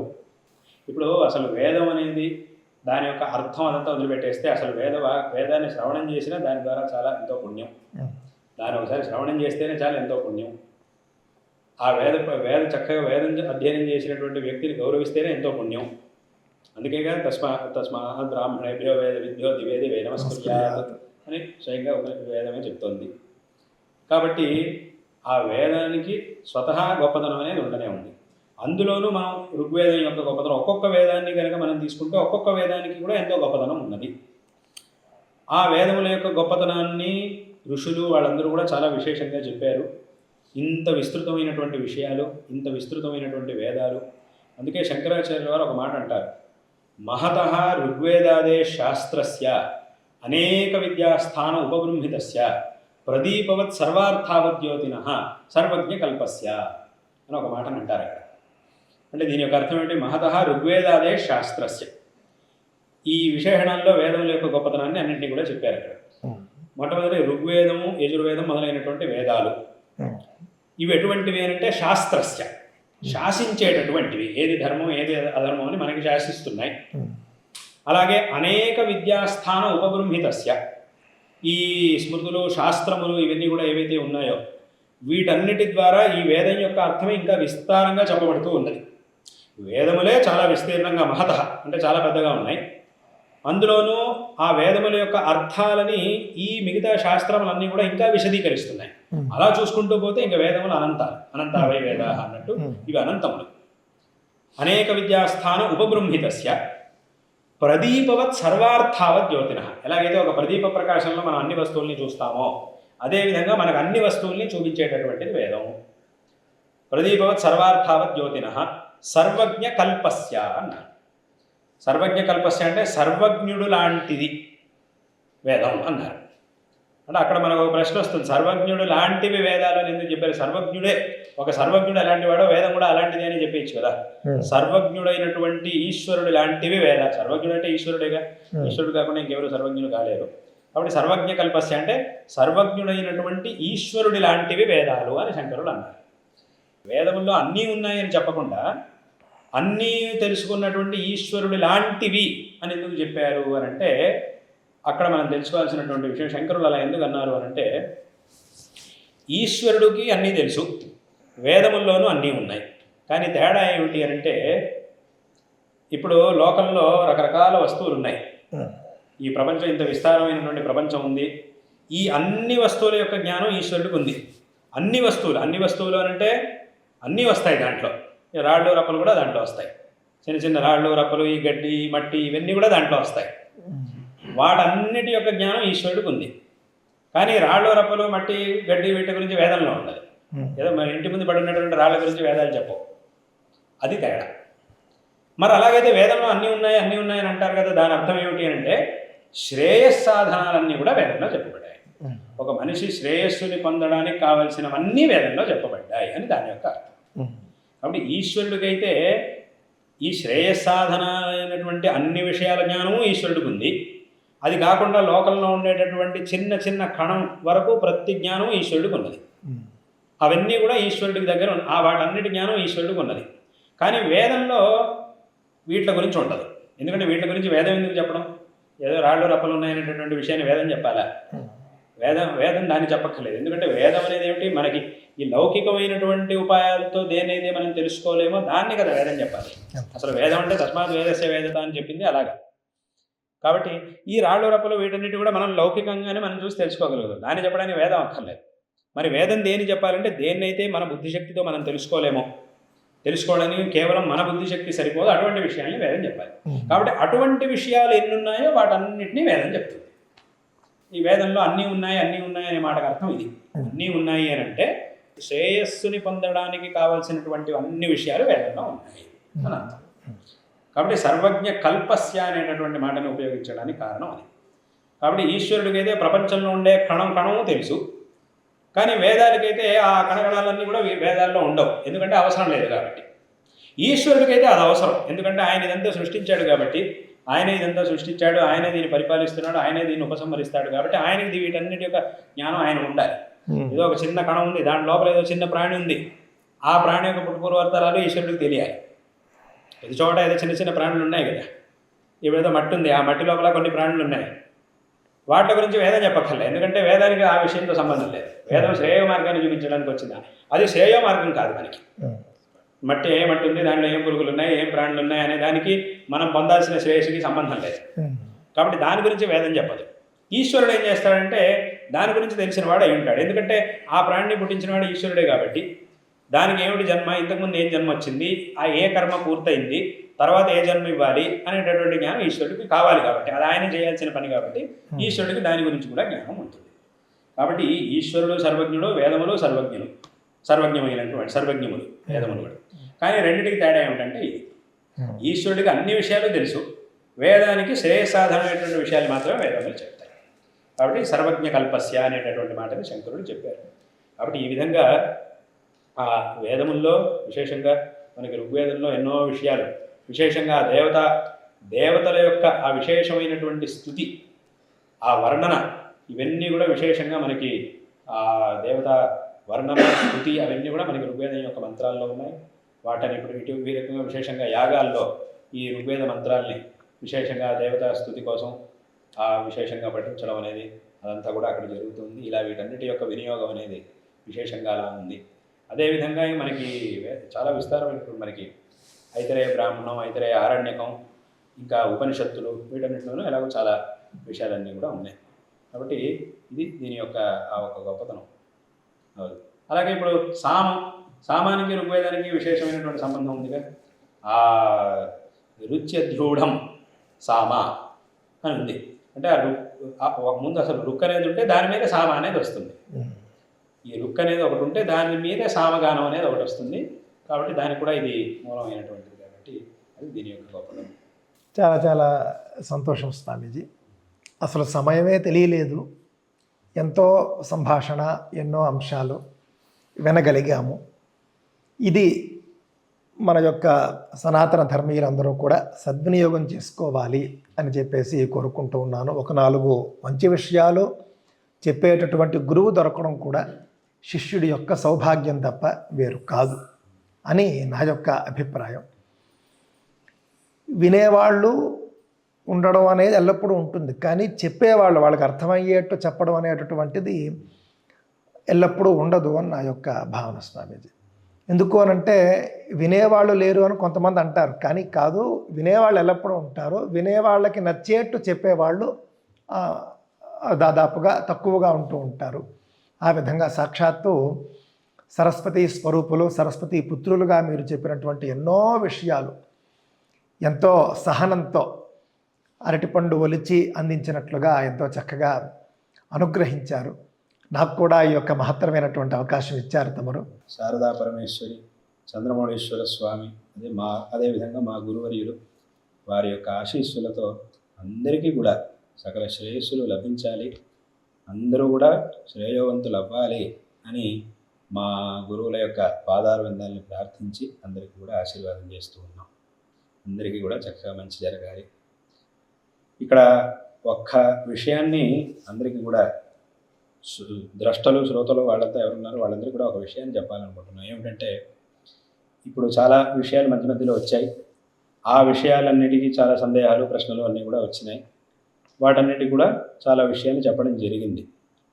అయితే అందరికీ నేను చెప్పేటటువంటి విషయం ఏంటంటే, ఇంతవరకు ఏ విషయాలనైతే చెప్పడం జరిగిందో ఈ విషయాల మీద వచ్చేటటువంటి ప్రశ్నలు కానీ, ఇంకా తదుపరి వచ్చేటటువంటి ప్రశ్నలు కానీ ఏమన్నా ఉంటే మళ్ళీ అది ఎప్పుడైనా ఏదో ఒక సందర్భంలో మళ్ళీ నా దగ్గరే అడగండి. ఎందుకంటే రకరకాల ప్రశ్నలు రావచ్చు చాలామందికి. ఈ విషయాలు ఇప్పుడు చెప్పినటువంటి విషయాల మీద రకరకాల ప్రశ్నలు చాలామందికి రావచ్చు. అథవా కొంతమందికి ఇదేమిటి ఇలా చెప్పారు, ఇదేమిటి ఇది నిజంగా ఇలాగా అలాగా అని ప్రశ్నలు రావచ్చు. కొంతమందికి ఇది కూడా చెప్తే బాగుండేది, దీని ఏదో చెప్పలేదు వదిలిపెట్టేశారు, అది ఆయన అడగలేదు ఈయన చెప్పలేదు, అంటే కావాలని తప్పించారా ఏమిటి అని చెప్పి ఇలా మాట్లాడేవాళ్ళు ఉంటారు కొంతమంది. ఈయన కావాలని అడగలేదా, ఆ ఒక విషయం నేను కావాలని అడగలేదు, అథవా ఈయన చెప్పలేదా ఏమిటి అని కూడా కొంతమందికి అనిపించవచ్చు. అథవా ఇంకేదో చెప్తే బాగుండేది, అథవా ఇదేదో ప్రశ్న ఉంది అని రకరకాలుగా జనాలకు అలా అనిపించవచ్చు. కానీ నేను వాళ్ళందరికీ చెప్పేది ఏంటంటే, అలాంటివి ఏమన్నా ఉంటే మళ్ళీ ఏదో ఒక సమయంలో మళ్ళీ నా దగ్గరే అడగండి, దానికి కావాల్సినటువంటి సమాధానాలు కూడా కావాల్సినప్పుడు సమయం ఉన్నప్పుడు చెప్తాను. ఎందుకు ఇలా చెప్తున్నాను అని అంటే, చాలామంది ఏం చేస్తుంటారు అని అంటే, ఇప్పుడు మనం ఒక విషయం చెప్పేటప్పుడే దానికి సంబంధించిన ఎన్ని ప్రశ్నలు, ఎన్ని విషయాలు, ఎన్ని పక్షాలు ఉంటాయో వాటన్నిటినీ కలిపి ఒకేసారి చెప్పేయలేంగా. చెప్పే కాస్త సమయంలోనే అన్నింటినీ కలుపుకొని చెప్పడం అనేది కుదరదు. ఎంత సాధ్యం అవుతుందో ఆ సమయానికి ఆ విషయ ప్రతిపాదన చేయడానికి ఎంత కావాల్సి వస్తుందో అంత మనం చెప్తాం. అలా చెప్పేటప్పుడు కొన్ని ప్రశ్నలు వచ్చేట్టుగాను చెప్పుండొచ్చు, కొన్ని చెప్పవలసినటువంటి ఏమైనా కూడా చెప్పుండకపోవచ్చు. ఇలా రకరకాలుగా ఉంటుంది. దీన్ని పెట్టుకుని కొంతమంది ఏం చేస్తుంటారు అని అంటే, చూడండి ఇట్లా ఏదో చెప్పేశారు, ఇలా ఏదో చెప్పారు, ఇలా ఏదో చెప్పారు, దీన్ని చెప్పలేదు, కావాలని వదిలేశారు, అథవా దీన్ని ఇలా చెప్పారు, దీన్ని ఎందుకు చెప్పలేదు అని అనుకుంటూ ఉంటారు చాలామంది. పైగా అలా అనుకుని ఏం చేసేస్తుంటారు అంటే, వాళ్ళే దీని మీద కొన్ని ప్రశ్నలు ఎత్తేసి, చూసారా ఈయన చెప్పిన దాని మీద ఇన్ని ప్రశ్నలు ఉన్నాయి కాబట్టి ఈ చెప్పింది సరిగ్గా లేదు అనేస్తుంటారు. వాళ్ళు చెప్పిన దాని మీద ప్రశ్నలు ఎత్తేసి ప్రశ్నలు ఉన్నాయి కాబట్టి ఈయన చెప్పింది సరిగ్గా లేదు అనేస్తుంటారు. కానీ ఆ ప్రశ్నలకు ఆయన దగ్గర సమాధానం ఉందా లేదా నువ్వు అడిగావు, మళ్ళీ ఆయన దగ్గరికి వెళ్ళి అది అడగదు, అది చెప్పరు కూడా. ఊరికే ప్రశ్నల్ని లేవదీసేసి, చూసారా ఇన్ని ప్రశ్నలు ఉన్నాయి కదా కాబట్టి ఇదంతా ఎలా కుదురుతుంది అనేవాళ్ళు ఉంటారు. కాబట్టి వాళ్ళందరికీ నేను చెప్తున్నాను, ఇంకా ఏమన్నా ప్రశ్నలు ఉన్నా కూడా అన్నిటికీ ఇక్కడ చక్కగా సమాధానాలు ఉన్నాయి. సమయం వచ్చినప్పుడు, సమయం దొరికినప్పుడు, ఆ ముందు మళ్ళీ పునః సమయం వచ్చినప్పుడు ఏమైనా కూడా దానికి సమాధానాలు చెప్తాం. కాబట్టి ఇక్కడ ఈయనేదో సమాధానం లేక ఇట్లా వదిలేశారనో అట్లా ఏమీ లేదు. అన్ని విషయాలకి చక్కగా సమాధానాలు ఉన్నాయి. అంటే ఇదేదో నేను అన్నీ తెలుసు అనేటటువంటి అభిప్రాయంతో చెప్పట్లేదు. విషయం అనేది అలా ఉంది. మన ధర్మం యొక్క తత్వం, మన ధర్మానికి సంబంధించినటువంటి విషయాలు అంత గొప్పవి అని నేను చెప్తున్నాను. అది నాకన్నీ తెలుసు అనే అభిప్రాయంతో నేను చెప్పట్లేదు. ఈ ధర్మం అనేది అంత గొప్పది. మన వెనకటి వాళ్ళందరూ కూడా ఇంత విస్తృతమైన గ్రంథ రచనలు వీటన్నిటిని కూడా చేసి అన్ని ప్రశ్నలకి సమాధానం చెప్పారు. కాబట్టి చక్కగా మనం వెతికి చూస్తే అన్నిటికీ ఇక్కడ సమాధానాలు ఉంటాయి అనే విషయాన్ని నేను అందరికీ చెప్పాలనుకుంటున్నా. అయితే చెప్పానుగా, ఒకసారి చెప్పేటప్పుడే అన్నిటికీ అన్ని వచ్చే దాని మీద ఆ విషయం, దాని మీద వచ్చే ప్రశ్నలు, ఉప ప్రశ్నలు అన్నిటికీ సమాధానంతో కలిపి మనం చెప్పలేం. కాబట్టి ఎంత సాధ్యం అవుతుందో అంత మనం చెప్పగలం. కాబట్టి ఇంకా కొన్ని ఉంటే ఉండొచ్చు. కాబట్టి అలాంటివి ఏమన్నా ఉంటే మళ్ళీ ఎప్పుడైనా కాలాంతరంలో ఎప్పుడైనా చెప్పచ్చు, తెలుసుకోవచ్చు. దానికి కూడా ఒక అవకాశం ఎప్పుడైనా మళ్ళీ ఏర్పడినప్పుడు తెలుసుకోవచ్చు అనేటటువంటి విషయాన్ని కూడా అందరికీ తెలియజేస్తూ ఉన్నాం.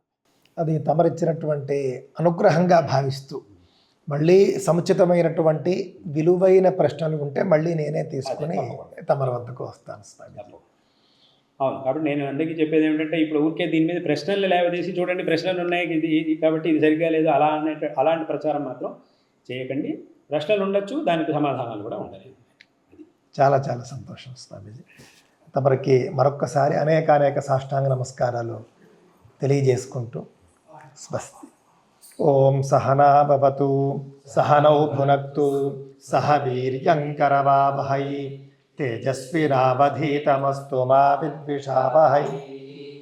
ఓం శాంతి శాంతి శాంతి.